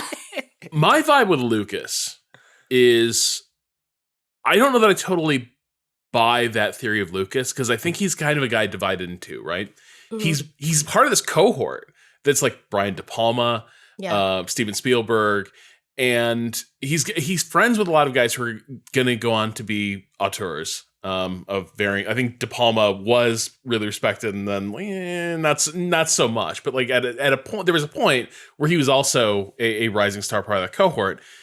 And I don't know. I've always felt like I go back and I look at American Graffiti, and it's like it's a more reflective character piece for sure than stuff Lucas did later. But also, it's still very effective, like popcorn flick, teen movie, in a way that I think is very like comfortable with, stuff that Spielberg would make as well. And then I think the other part of Lucas is that he does see that Star Wars could be his brass ring. He cuts a lot of savvy deals around the release of that movie, and he's really interested in the technology of filmmaking and ILM. And so I think there's this part where, to some extent, Lucas felt he missed out on having that auteur cred that a lot of his peers had, and he became Mr. Star Wars guy. Right. He wasn't respected as a filmmaker in the way all his friends were. And in the way that the people he like idolized and studied were. But he becomes this titan of industry. And he was happy to lean into that. And then I think it starts to get a little bit weird, starting with maybe the prequel trilogy, when he decides, I want to be a director again. And you see, it's a muscle. If you watch those making of documentaries, which Austin has been watching and posting like clips and images from, you can see like, one, the only thing that's exciting him is the new technology, is digital editing technology and CGI. And he does not give a single fuck about those movies. He doesn't care about them at all. And number two, like the directing is a muscle that you have to keep using, or else it will atrophy. And he has not really been a director for a very, very long time. And you can see where that has like his ability to direct actors. Like Ewan McGregor is bringing a lot of himself. Like he's Ewan McGregor is the only person that summoned the will to act through all 3 of those movies. And I think that does not really have a lot to do with George Lucas. Yeah, I agree. Like Lucas. Yeah, the fact that he like loved to change performances in post is also really telling, right? Like, you couldn't deliver this note on the set. Did you not see it? Or were you just not comfortable being like, I want you to do this take again. Can we rerun this scene and do this? Like, it's a weird thing. I never saw Red Tails, which is his last movie, right? That's the Tuskegee Airmen World War II fighter pilot movie. It was a movie he was trying to make for years, and then finally just sort of like willed out the door just prior to it was after the sale of Star Wars to Disney, and that movie apparently sucked. I saw it and I thought it was fine. That's what I guess. Yeah. Lucas is always like held to, like, he could make a perfectly fine movie and people would still like say it sucked. I didn't see it myself. My guess is you're actually right. It's like the plane fights were really cool. It's the issue of 2 things, where it's like, one, any story about Black people that reaches like a mainstream, like a movie with almost all Black people that reaches a mainstream release, like they had, like a blockbuster style release that they had, undue pressure is going to be put on it to be the best movie of all time, because there's just so few of those movies. 2, any George Lucas release will have the same pressure on it, so it's twofold. Like, because it wasn't mind blowing, people thought it sucked. I thought it was basically an average movie, like a kind of thing you can pop on when you're high and feel good. But like a more effective movie than his prequels. Yeah. I mean, Yeah. it had Neo in it, but yes. It did not have like a fucking racist caricature of a black man. So I think it was a better movie than those. What's weird is like George Lucas like has married a black woman, has black kids. What the fuck happened with Jar Jar Binks, dude? You know, it understanding does not necessarily come to us via relationships. I suppose. and Lucas seems very like, I can't imagine a life more sheltered than you make this hit movie and then you spend the rest of your life at your toy shop at Skywalker Ranch, being rich and like leading this effects house. Yeah. It's somehow the Mandalorian still captures the stuff from A New Hope that like captured the imagination and hearts of millions of people. Like I think about A New Hope and all those scenes on Tatooine, which are where most of the first season of Mandalorian takes place. And I just think about the sense there's actually like some beautiful shots in that movie that linger with you in their artistry. That beautiful series of shots where it's just they fades into each other of Luke's face as he watches the Twin Sons of Tatooine set, and he understands the sort of listlessness and boringness of his life, just unknowing that he is on the cups of adventure. It's the sunset of his last normal day of his life. And I think about that and how that image of Star Wars is the thing that actually lingers with me so much. The image of the droids silhouetted against the sun, you know, that is the thing I think of when I think Star Wars. More so than laser fights, although they are incredibly cool. More so than lightsabers and force powers. I think about like the imagery of Westerns and the imagery of samurai films. And this, because I think it is a fanboy project made by fanboys for fanboys, it does actually tap into that sense of collage that the original trilogy had, where you're taking a lot of things you like and not just trying to replicate them, but turn them into a new and interesting version of those things that no one's ever seen before. But I think that does, I think you mentioned on Twitter, you're not sure The Mandalorian is actually good. Yeah. And I have this thought sometimes too, because I'm like, this is pastiche. Like it's fun, but like also, I think the reason it works in a way that Abrams' work does not is Filoni is referencing a lot of the same works that Lucas was referencing, Westerns, samurai films, and J.J. Abrams. The episode with Ahsoka Tano is just Seven Samurai, but with two samurai. Yeah. But it's Seven Samurai. And whereas J.J. Abrams is just like, I'm just going to echo Star Wars. Like, I'm just, like, remember those movies? I made them again. Here they are. Here are these beats. I brought back Palpatine, baby. You guys love Sheev. Right. Sheev's back, and he fucked. We're not going to say when. Yeah, and so I think like where I end up with The Mandalorian is it's returning to a lot of sturdy references and sturdy plots.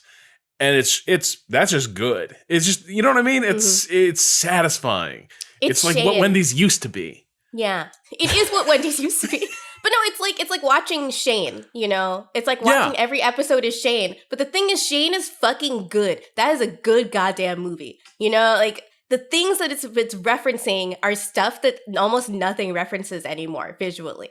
You know, you don't see a lot of samurai stuff that's referenced in mainstream culture. But turns out samurai movies fucking rock. Like they're artistic masterpieces, but also they're just sick as shit. Super fun to watch. Yeah. You know, like it reminds me so much of that final fight scene in The Last Jedi that no one, you can't talk shit about, is because it's a perfect fight scene because it's a samurai fight. And that's just it. That's just all they're doing. They're doing a really fucking cool samurai fight scene on a planet that's got red sand and shit. I love that. I mean, I'm perfectly content to think about Mandalorian as a show that is like head empty Mandalorian go burr. But I also do feel like I've been, because of how much the like fandom part of my brain has completely latched onto the show, and I'm like reading fan fiction and like participating in fandom conversations with like stan accounts on Twitter. Pedro Pascal like just imbues the characters of Mandalorian with like a lot of heart and a lot of personality. I think he's like a very good actor. His story is so interesting. He did a lot of TV and like smaller parts in movies until Game of Thrones, which completely changed his life. And now he's like a leading man and it's taken more seriously as an actor. He's like 45 years old. So it's like a late turn in his career. But he has recognized, obviously, the relationship that is most important to the show is the one between the Mandalorian and Grogu. And I do feel like like the two things about that is perfect is that he really does, like he's just doing, like, he's the straight man to Grogu's funny guy. Like, there's so many funny bits. Like, when he drops off Grogu at the ancient Jedi ruins, and he's like, all right, kid, this is the Seeing Stone. Are you seeing anything? I love you.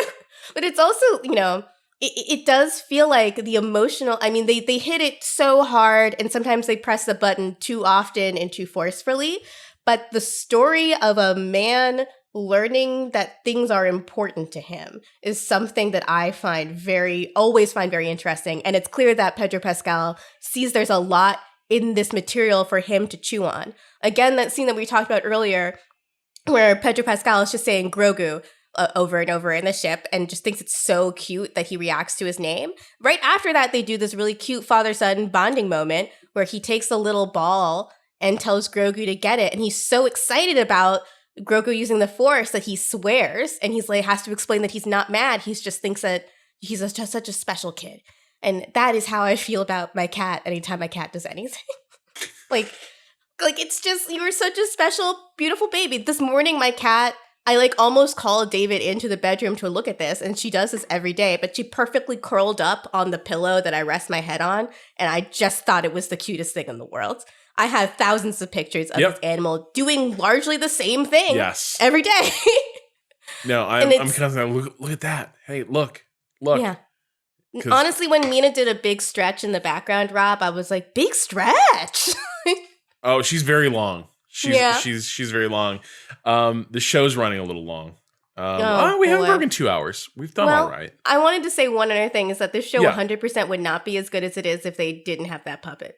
That puppet makes the show. if Baby Yoda was CGI, nobody would give a shit about it. You can look back at what happened to old Yoda when they were like CGI that creature, and it's like, oh, you killed him. You killed Yoda. Dude, but one of my favorites is to look up so old Yoda in Phantom Menace at one of the council scenes was a puppet.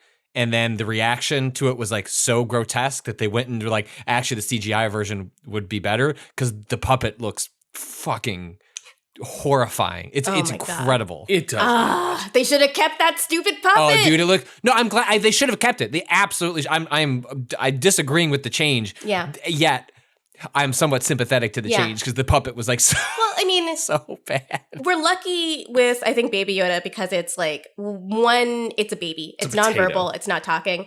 You can put a hand up in it and move it around most of the time. And it's also, you've got, for Empire, they had Frank Oz, the longtime collaborator with Jim Henson, doing, the performance of that puppet. And these are like people who spent their entire life learning puppetry, and like, this is a really rare and specialized art form. You can't just bring in some folks that kind of know how to do puppets, I guess, and do it. You need like the expertise of people who have worked with Jim Henson.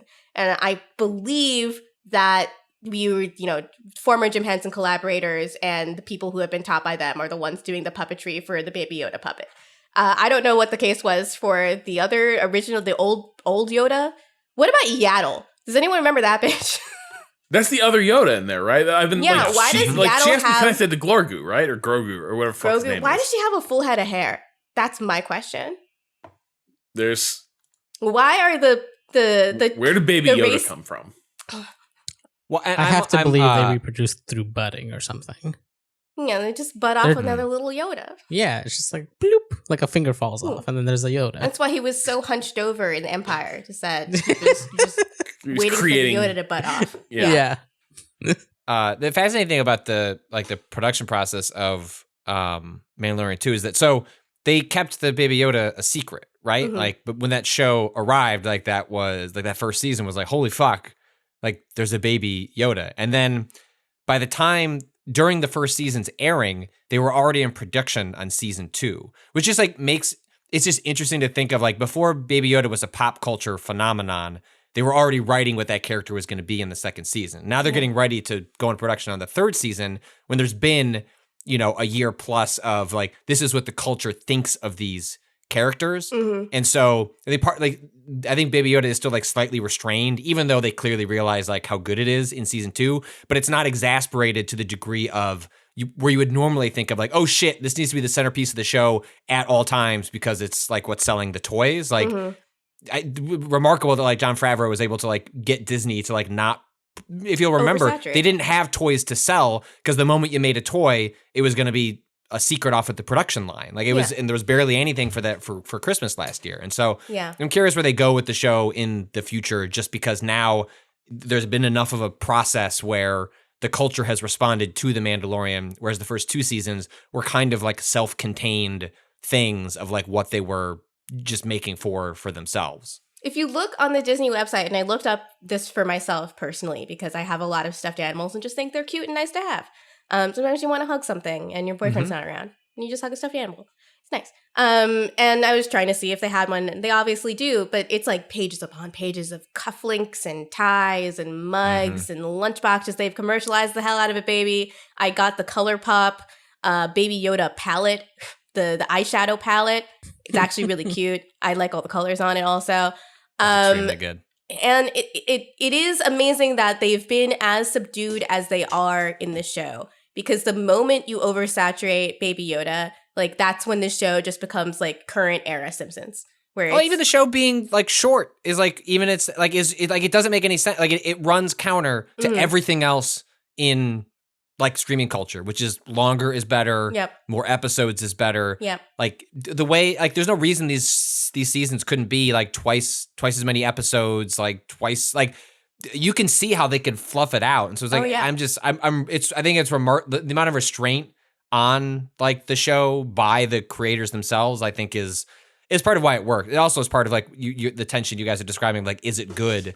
Well, like it doesn't stick around long enough for you to like care that much. Like it's got enough of the stuff that like is fun. It's like, well, if these episodes that were 42 minutes were an hour and 20, like it wouldn't be like, it would reveal itself as like having like shoddier construction. I think you're totally right. I think the part of the skill of the show is that it does not overstay its welcome, like you just said. It knows what it is. It's like, we know what's good. There's just enough of it, and bye. We'll see you next week. Also, I listen to the soundtrack constantly. It's so good. Again, like Gambino's friend.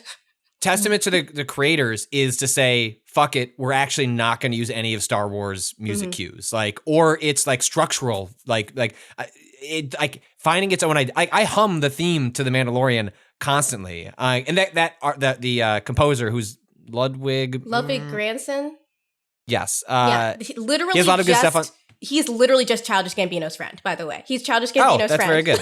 That produced some songs for him. And then he got this gig, and he's just going and doing movies now, which is great. And I listen. Yeah, it's fat. I think it's cool that it has its own like sort of sonic like identity that is the pan flute. It feels Star Wars, but it doesn't feel Star Wars in that like I love John Williams' soundtracks. Like I don't need to hear. Or at least those sounds need to go away long enough for them to mean something again. Every time I play Jedi Fallen Order and the dynamic music gives me a very recognizable Star Wars John Williams cue, I'm just like, well, I love that oboe sound, but I don't want to hear it like 4 or 5 times in the next hour. It just doesn't mean anything anymore. Whereas like if The Mandalorian was to, in one of these final episodes, like bring one of those things in, because it's so divorced from that part of like Star Wars's like identity, it would probably give me chills. Like it would be, because it would signal something like, hey, there's like a reason we haven't done this shit. And so like if you were ever to hear like one of those reprisals or cues, you would go, oh damn, like some fan service is about to go down, and like I'm here for it. I mean, I was about to say, like, what's amazing to talk about restraint on a show that like just undid a major part of Star Wars canon by bringing Boba Fett back from the dead, primarily to please 36-year-old fanboys. Like, I read the actor, he was Jango Fett in the prequels, and then came back to do this. There's a good interview in the New York Times with him, and one of the final questions is like, hey, just kind of got to ask this because people are going to ask, like, what's up? Like, didn't you die? And the actor is like so funny and honest. He was like, man, I don't know. Like, they didn't tell me. I don't know. You actually probably know more than me. He's like, I actually Google stuff to find out what my character is up to and maybe like what happened in a comic. And it was extremely, extremely. I really recommend the interview because where he talks about like getting the phone call and like going to like the meetings at Lucas for the first time. It's for a man who like has such presence and like plays such a fun badass. Like he's not even a big Star Wars fan, but he is just like also very childlike, and it's very good. I love that. I mean, I love it the most when actors are clearly having fun. And that big fight scene, the Robert Rodriguez directed fight scene, which is just it looks like it's plucked out of Once Upon a Time in Mexico. You can tell everyone here is having a really, really, really good time. He said the script was 19 pages. Wow. And with like the shorthand for cinema is like roughly like a page is a minute. Yeah, a minute. In a movie. And so like he just then had to like come up with ways to like extend the fight scenes and the combat, which was pretty good in the episode. But again, it speaks to like the ridiculous efficiency. It's like, oh, you just wrote a 19-page script. I don't know, like fluff out some of the combat so it can make it to 40 minutes. Is just so different than how everything is made in the streaming economy. I think the restraint it has in sort of its storytelling means that I forgive the show for stuff like bringing Boba Fett back to life. I felt the same way about Clone Wars, where Clone Wars was making these huge changes to canon all the time, where I was just like, but it's a 30-minute cartoon, so everything they gesture towards, like the plot things they're going to be handled in a cartoon way. And it can be allowed to become more complicated and more interesting in other extraneous media, which is what ended up happening. But what's so interesting, though, about The Mandalorian and Dave Filoni's involvement in it, though, is it made me realize now, Clone Wars is essentially the backbone of Star Wars canon now. It's the only thing pre-Disney buying the whole franchise that has remained in canon. So Dave kept Filoni, it relevant for a whole generation of the children that grew up on the prequels and the way that we grew up on the original series. Like the Clone Wars is like what existed in the culture after that. It was like occasional video games and the Clone Wars that was it.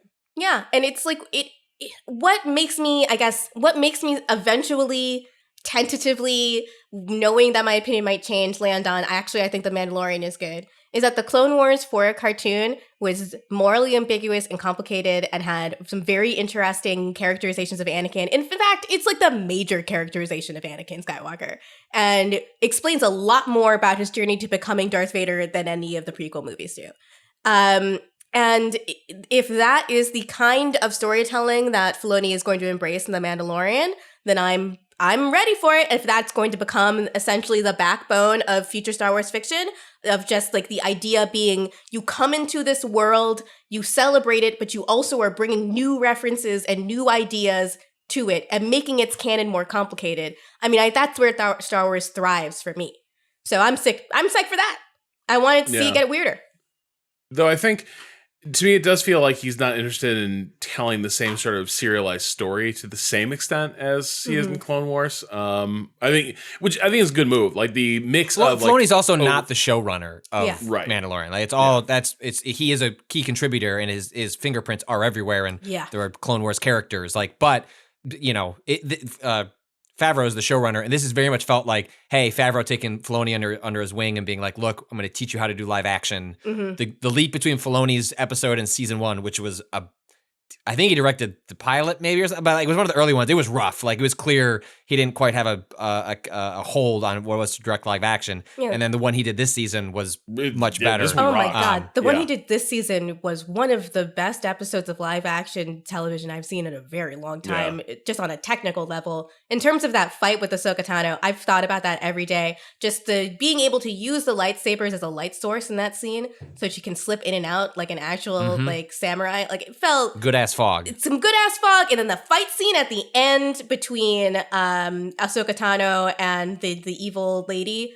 Love it. It gave me shades of Kill Bill with Lucy Liu, and that anything that can make me think about that fight scene is good in my book.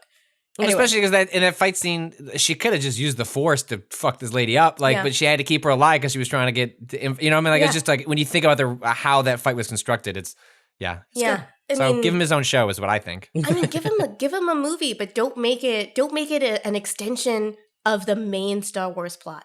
Let him tell whatever I wish they gave him like the Kevin Feige role at Marvel, which is like clearly someone who is a fan but understands what's good and bad for fans. Like, hey, you can, I'm not saying Marvel, the MCU is perfect, but I just think it has been missing someone like that. Kathleen Kennedy is an incredible producer who's been on, done a lot of amazing projects, but you can see from like the works that she's been on, like you don't get that. You need someone that like can be that brain trust with her to produce those things. And Filoni just seems like the heir apparent for.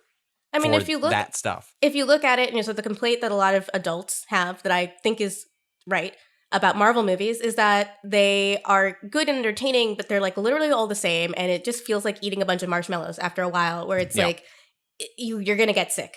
Dave Filoni, I mean, I watched Clone Wars as an adult person, and I know that it is age appropriate for children, but it has a lot of interesting stuff in it that is fun to chew on and think about as an adult. And wouldn't it be great if we could actually achieve that in a Marvel movie without having to hire Ryan Coogler?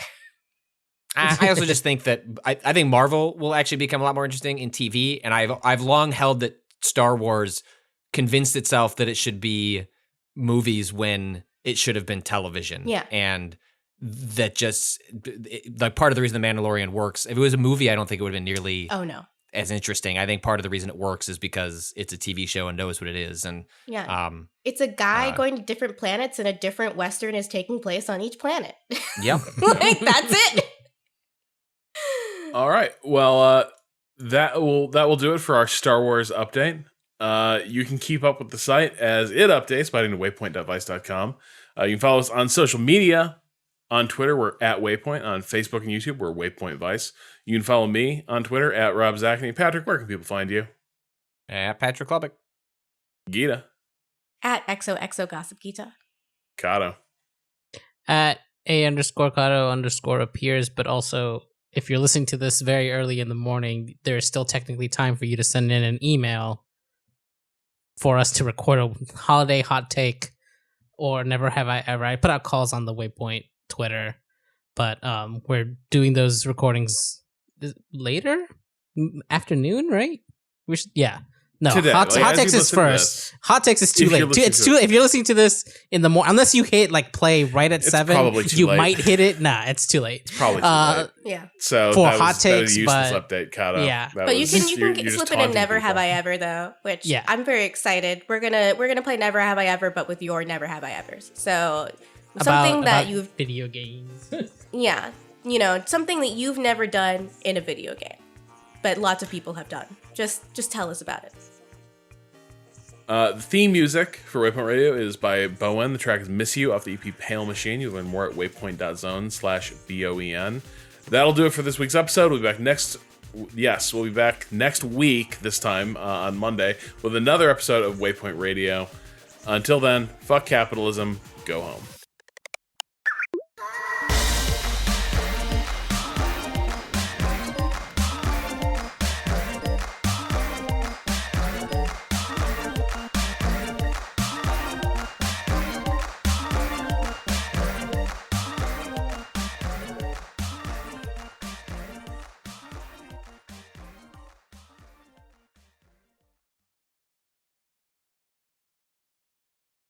What are we ready, Rob? Yeah, we're ready. We're ready. I was just hanging. I was like, let's having hang, good chats with a morning. record It's button. Friday. I haven't caught up with Patrick. It's not so long. Friday. I wish it was What Friday. is today? Is Thursday? It's Friday-ish. Listen. It's Friday adjacent. It's not even close to I Friday. didn't The sleep. fucking the Game Awards are tonight. It's not close. It's the first night of Hanukkah, and it's the Game Awards, and I feel like that is anti-Semitic. You think Keely's gonna open the Game Awards with some happy Hanukkahs? I would love to hear about those 8 crazy nights. I'm just saying, we're gonna be lighting candles. That's an and Adam making Sandler I was latkes, movie, gonna baby. isn't say, it? is he gonna light a candle on stage? I would love for that to happen. That'd be pretty good. Love for that to That happen. would be He's gonna get all the video game Master Chief is gonna light a candle on stage. God, we gotta actually do a podcast. Okay. Yeah. Yeah, I'm ready. All right. I'm also ready, right? Yeah. All right. 55. Only you know that. Oh, what? Oh, I forgot about the time. Oh my god. Okay. Oh, wow, that was Gita. I appreciate the hustle. I admire It was on 55, just so you know. I don't know. It was exactly 55. All right, let's go on 15. How? Shut up, Kato. Ages. There we go. That So was much their first space. Too much space to think, It honestly. was luxurious. It's like It when was a luxurious clap. in Seinfeld where they get rid of all the lanes on the highway. Yes, it's so luxurious, the wide lanes. I was gonna make that joke, but I was like, no one's gonna laugh. No one's gonna get that shit. Thank you, Gita, for being No here. problem. Anytime. I'm here for you. We gotta talk about For All Rob Mankind. finally feels seen with his. Dated Seinfeld references. But seriously, that's I've like just maybe the best eased episode into ever. being a 30-year-old, in your 30s. Last night, me and David watched 3 episodes of The Simpsons and got high. That's what we do in your 30s.